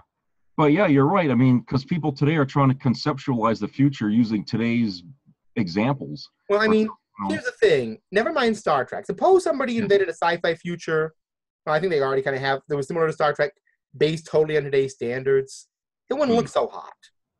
No, not if we're still doing the same stuff. Because if you base our future on where we've been currently going, yeah, maybe that's why sci-fi has become institutionally dystopian. Because we don't have the imagination that people in the 60s had, post-JFK, to imagine a future that doesn't look like a mess of pollution, divorce, and death and destruction. Well, I think that, and plus people have kind of given up on the idea that there's going to be a better day. They're trying to figure out, well, this is what's going to happen if we keep going. It's just going to get worse. Basically, they're trying to invent reasons like the zombie apocalypse and all this other crap. Oh, God, I'm tired of those zombie apocalypses. It's always something new, that to make people feel more hopeless about the future. They never want to look at the other side of the coin. Right. I mean, that would explain why horror is so greater now than sci-fi is. Yeah. Because if you talk to those people, they're way bigger into horror. And then you've got Marvel over here, which is kind of this, the superhero thing is always this kind of idealized thing. Yeah. Where, villains are very clearly villains and heroes are clearly heroes and everything is very... Yeah, it sort of has a positive angle at it, Well, it is, but it's all very clear cut, Yeah. You know the heroes. It's like I've always been told. Yeah. Oh, my favorite superhero died. They don't really die in superhero, but that's superhero death. They don't really die. Yeah, no, there's just always a way to bring it back. It comes out just on a magic. I mean, look, we know Superman died and he came back. Batman died and he came back. I mean, it's like, so superhero death is not real death. It's a conceptual death. It's just a character going on a vacation and he'll be back later. I mean, you almost have this impression the superhero gets bludgeoned by kryptonite or rocks, and then you look down and they come out of the ground like, I'm back. Bye. I'm back. Like, that was just a temporary thing. I'm back. Bye. Yeah, what I miss. So the superhero movies are so magisterial and idealistic and so ultra fantasy that people just see them as what they are. They're not even sci-fi. They're not horror. They're their own thing. Yeah. To me, the superhero thing, but that may be the closest thing we have to Star Trek now is the Marvel thing. Except Star Trek has a grounded in reality thing. Yeah. But that's the thing is that what they're doing now for Star Trek, they're trying to approach Star Trek in that superhero kind of fashion. Except it doesn't work. I mean, they try to make Captain Kirk into the superhero in the Abrams films and stuff like that. But, it's like, this isn't humans. These aren't human beings. We can't relate to this. Like I said, he's a superhero, sort of, but he's also kind of a bratty kid. Well, he's almost like what would they call it, a Mary Sue, or nothing. He can't do anything wrong, even when he tries to do something wrong, it always comes out right. Yeah, a Marty Stu character. Yeah, they made him into that, where he can't, even if he tries to do something wrong, it always comes out right. Right. Where even though he was annoying at times, even Wesley made a lot of mistakes. Yeah. So I mean, he got a slap down by in the academy there for lying about what happened to this friend that got killed in a stupid shuttle there. I mean, so so that kind of brought him into not being a Marty Stew. Yeah. So like I said, maybe people need more superheroes now because they think that's the only thing that will help them. But like I said, maybe Star Trek does have that key. Although you do have a bratty thing now, and I'm not criticizing anybody per se because I know the internet's full of some good people. So. Because we're all out there. I mean, the internet isn't a fake thing. There are real people out there. People don't remember that. There are real people out there. Yeah. You heard them on the internet. You heard them in real life. People forget that. It's not some made-up world. It's a reflection of our world. Yeah. But end of speech. Anyway, believe me, I live that every day. Well, if the media would focus more on the good things that happen, I think people would start to believe that there are good hopeful things to look forward to. But media likes to look at the terrorists, they like to look at the death, they like to look at the destruction. Well, like I said, boy, we're building 20 after shows here. we're building some major stuff here. Yeah. So, but boy, you know, when I think about how the continents work and how Earth works in the future, I guess maybe the reason why I kind of drive myself through optimism is because, and I'm going to mention this on YouTube, I don't care who hears it, I was voting the other day. Yes, I voted. Yeah. Yeah, I voted too. We're happy. Even though I tripped and fell and landed on the, well, never mind. I'm not leaving the room. I do want to show you this because I'm not much of a bragger, but tonight I'm making an exception. I asked for the back of this because I haven't decided where I want to put it. I didn't want it in the rain. I just stick it on my calendar. And the reason why I took this is because usually when I go to the voting place where I live, I just walk right up front. I was in line for 25 minutes. I think there's people that would laugh about that because there's people that have stood in line for hours. Well, you know, it's like... yes, but here's my thing. Yeah. You know, if I'm in a shopping center, I would be groaning at that point. I didn't have to wait at all because I live in a small town. When I was waiting there, I was like, I was so happy it was crowded. And, you know, I'm not making a contemporary political statement here, but when you look at Star Trek, you notice a lot more of that fervor. You never hear people involved with Starfleet. I mean, occasionally you hear Zealots, like that woman on the drumhead describes Starfleet as the greatest institution ever created, which is a little much. Yeah, it seems unrealistic when you have somebody... But when you look at the comments of her character, you know why she's that way. Yeah. She's kind of her own little personal nationalist. Yeah. But that's her thing. You know, Picard thing, there'll always be someone out there, but he's not like, oh, this is the way all of Earth is. Yeah. They're just little pockets. Yeah. But, you know, wouldn't it be nice if people like her were just little pockets and they weren't controlling the whole nation? Yeah. It's always the people at the top seem to be like that, you know? But like I said, she was considered a piffle there. I mean, that admiral walked right on like, oh, she's useless. You know, so I mean, yeah. Hey, you know, transposing on what's happening in this country now. Gotta wonder. But anyway, no, but like I said, with the voting thing, when I went in there, I couldn't help but think of Star Trek. I mean, there was so much love and commitment that day. It almost felt like people literally wanted to see things get better and they wanted to try.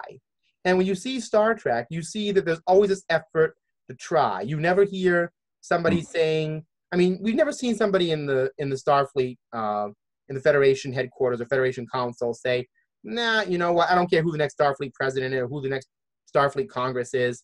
You know, they're not going to really do anything, so why should I bother voting for anybody? Yeah. There's always this automatic thing that we need to do something. People forget that, you know, after 9/11 happened, just how many people rose up, even in other countries, to give New York all the help they could give them, to, you know, all the aid. I mean, that was unprecedented in our lifetime because we didn't grow up during World War II. We grew up after. So that was the first time that us, as in my generation, and you know, we. I wanted to ask you a question before we get into this. What's that? Is it appropriate for you and I? Do you feel comfortable with turning the end of this into a closet PSA? A what? PSA. Oh yeah. Go ahead. We're already there. Why bother? Yeah, I mean, we're already in the middle of PSA world. Right? I mean, I wish I had a little, like a digital thing where I could have that little thing, you know, dee dee dee dee. Yeah. You know, I mean, that seems like where it needs to be right now. But yeah, but seriously, that's why I kind of showboat this around. I mean, on Facebook, I hear all people saying, you know, why are you showing your voting thing? Why does that matter? Well, I say, well, if you have to ask, you don't know, do you? Well, if they have to ask, they don't know why I'm wearing this hat. You know, I mean, I'm sure most people know what that is on your hat. Yeah, so they won't object to this, but then when you put up an "I voted" thing, which is more relevant than what I'm wearing on my head, they'll say, huh? Well, they'll know what it is, but they'll say, "Oh, why is that important?" Blah blah blah. But, you know, like I said, you know, I actually had a name for it. I called it Voter Scrooge. Yeah. And you know, they're not going to really do your thing, and you know. And this may sound like a really silly thing to say, but it's very heartfelt. I'm going to say this. So, if anybody asks me the reason why I vote, I'll tell you this. It's because of Star Trek. Okay? Because I still have this mechanic in me that says that if you take down all the cynicism and the crap that we're lobbed with, that if people really try and mass hard enough and work as a team, they can affect change. Yeah. I saw it happen on Tuesday, right in front of me. Yeah. Right in front of me. And you can, and people get into this paranoid thing. Oh, well, yeah, they get it all planned and everything. It's like, hell, this ain't the Oscars. Well, here's the other thing, and I'm going to be totally honest about it. I went to vote with the cynical attitude, believe it or not. I'm like, I'm going to vote, but I know this is probably they're going to flip this or whatever, depending on how they like the outcome. If they don't like it, they'll just say, well, we just forgot to count all these votes. They do stuff like that all the time in this country. They'll gerrymandering. I went ahead and voted anyway, just because I did it, and well, like I said, I don't know what my motivation was. Maybe it's just a habit that I picked up, when every election, just to show up to vote. Like I said, but this is how Star Trek inspired me to think. If you have I'm glad that it did you, but I'm still at the point where I'm still licking my wounds from 2016, and I see the election system as needing major overhaul. It does, but to be honest, to extend on this PSA a little bit, me being a big Star Trek person, I got to think. And a friend of mine posed it to me the other day, and I wasn't quite understanding, but I think I understand him better now. It was that Henry. People in this country need to make sure right now, and this is going to be very much Picard's speech, okay? Because, that we don't turn our own national election into a first world problem. And the reason I say that is in the sense that, in a weird sort of way, one of the reasons it should be motivating all of us to vote is because a lot of countries do not have free elections at all. That's true. That's true. So to vote just to emphasize we have a free election is very significant. Yeah. Because there are people who would want it to stop here. There are. So if you vote, you are saying that you appreciate the democratic process. And that's why I vote. And that's the Star Trek side of it. I vote to protect the process more than anything else. Yeah. Because I said... the funny thing of it is me being cynical, and I served in the military to protect that right that people have, and then I come back. Like I said, if you can see that in yourself, then you probably may not be as cynical as you think. It's just, like I said, most people who are cynical, and this is a weird thing, who are truly cynical, they see themselves as being courageous and wise for it. They see themselves as being above it all. Yeah, I get that. When I used to be on Facebook, I ran into some folks that were like that. Well, I don't vote because I am just so, They think that people that vote are silly and dumb. You're wasting your time. Right, and that's pure cynicism. You can't convince a person like that to do it. But if you say that you serve your country and then you've been in that, this is getting to be about us as people. But we're Star Trek fans, and I'm going to tell you. Every time, because after 2016, I can't tell you I didn't feel like the voting system was broken. I know it's broken. That you can't look at any other way. But I'm saying that I don't want somebody in here, and this is by watching Star Trek. There was an episode of Deep Space Nine where this admiral wanted to declare martial law over the changelings. Oh, yeah. And, Cisco went in there and basically was like, we have a federation here that's supposed to do a certain thing a certain way. Let's not break it down because of our fears. Earth has been through this. Let's not bring this back again. Yeah. And they succeeded, and then they just kind of slapped Section 31 on top of that, but I'm not going to get into that. That came later. But like I said, I see what your point is. Yeah, you have to remind people when times are tough like that you can't. So I said, you don't want elections to become a first world problem. That's right. Well, my friend Henry said that, but you don't want elections to be a first world problem where it's like, oh, well, because I have the right, I can just avoid doing it because it isn't working. No, I think people should do it because they can. Because I think people... I wonder, if in the future of Star Trek, if they still vote or if it's just a council thing. Well, they talk about voting a lot. Yeah. There's a lot of references to voting, so I assume it's extremely democratic. Yeah. In the sense where there's a lot of people having a say, and some of them may be aliens. Yeah. And remember, we didn't discuss this. Is this a separate subject, discussing alien-human hybrids? Or Or is that a totally separate subject for another time? Well, no. How are you bringing it? How are you going to bring that into this? I mean, Well, I mean, think about it. If you're voting on Earth at that time, there are some people who are not 100% human. that's right. There are people who would be part Vulcan, other aliens. Aliens living on Earth. They might have different sensibilities from one parent's side. Yeah. Okay. I see where you're going from. So, like I said, they may vote based on some alien idea. That's right. That's So, right. Earth might be framed by ideas that aren't. Yeah, because if you've got a federation encompassing all these planets, and you have a president that represents not just countries and states, but the whole federation, then obviously the vote has to come from all the planets, right? So in order to do that, you would have to be extremely democratic. Yeah, and appealing to elections like that. Yeah, I mean, of course, it's they probably got high technical ways of voting where they can get the answers right off. But well, I imagine it's probably very push button, I imagine, but the point is that it's a bigger scope now. Instead of just one world, you got hundreds of worlds that are all part of this democratic system. I got to be honest. I don't think they have an election day per se. They just kind of do it. Because how would you get all these worlds to do it in one day, rotating around different stars? And it would be huge. It would be vast. It could be voting that comes in results, and later at a time they all accumulate, and then that's an interesting idea for a future Star Trek. See how a Federation election goes out. Yeah, I mean, because we see a different president, in Star Trek 4, and in Star Trek 6 we see. Right, exactly. Yeah, so they had some kind of election or something in the middle there. Somewhere. So, I just think in the end, to kind of extend in our PSA, and I am putting this out on YouTube, so I'm just saying this, the reason I wanted to discuss this subject is the election had come up, and it was very stressful. And it wasn't stressful because of this election. It was stressful because I think, like you hit it right on the nail right on the head, because of the last one. Yeah, if people were still beat up from that, I could tell. And there's more we can talk about, but we'll save that for the after show. But is there anything you want to talk about with this? Just wanted to say I hope everybody had a happy Halloween, because. Oh yes, the Halloween thing. Yep. Well, actually, that leads into another topic that I wanted to mention, but we'll talk about that in the after show after we do this. But for all of you out there, I hope you all had a happy Halloween. Yeah. Celebrate it. And except for you people in Canada and countries who have either already had it or don't do it, in the States, happy Thanksgiving to come. Yeah.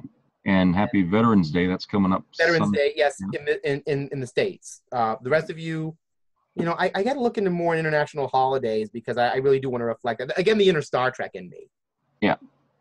I think most calendars today now, they put in more the other holidays from other countries. I didn't know when we started this tug or reshaping the Earth, it would go into this massively spacious conversation about contemporary times, the future, but Star Trek do that, doesn't it?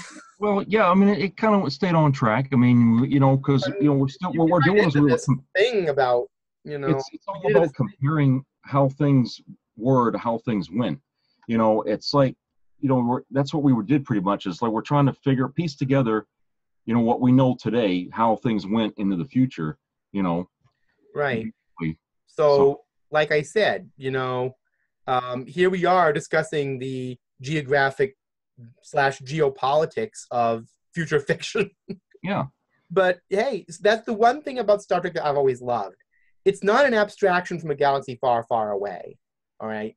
Yeah. Yes, I'm mentioning Star Wars there because that's science fiction in its purest form, where it exists in another whole world. Yeah. Star Trek exists in a future fiction of our life. Yeah. Supposedly, our history is Star Trek's past. Yeah. So, and it's a future that isn't dystopian. Yeah. You can try to reshape it to be a little more that way, but it's not going to go that way. It's going to go the way it was intended. And I think that every time, I mean, that's just, every time I feel like I'm discouraged about something, I realize, that future didn't just happen because it happened. It happened because people were interested. And if you maintain interest, the closer you get to it. Yeah.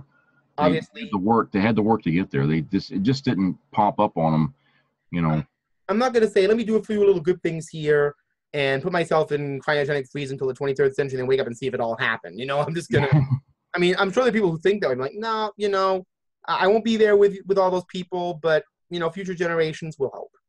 Yeah. Like I said, Gene Roddenberry, that always inspired me. There is a tomorrow. I mean, wouldn't it be nice to tell people that more now? Don't want to dystopia. There is a tomorrow. It's not going to end with a zombie apocalypse. I mean, Gene Roddenberry used the metaphor of the atom bomb, which is at this point kind of a somewhat dated reference, even though there's still a thing in the world. But now it would be zombies or some horror creature. Yeah. I know that sounds fictionalized, but that's the apocalypse is always assumed to be now a horror thing. Yeah. But anyway, so is there anything more you wanted to discuss on our issue that we started with at the base? Nope. I guess that pretty much covers it. Yeah. We covered that's Trek Prime for you. We always cover not just outside the box, but we even start flying around and looking down at the box from above. Yeah. Like we're in standard orbit around the box. We're not even outside the box. We're in orbit around it. Yeah. And there are other boxes flying in that. So yeah. So like I said, I guess when you do with Star Trek, you expand out. So that's a good thing, I guess. Yeah.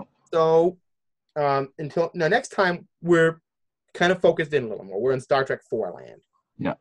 So we already covered a little bit of that, but I might bring some of that back into it. Yep. But anyway, all of you, have a positive Veterans Day. Have a good week. Yep. And until then, live long and prosper. Right. All right.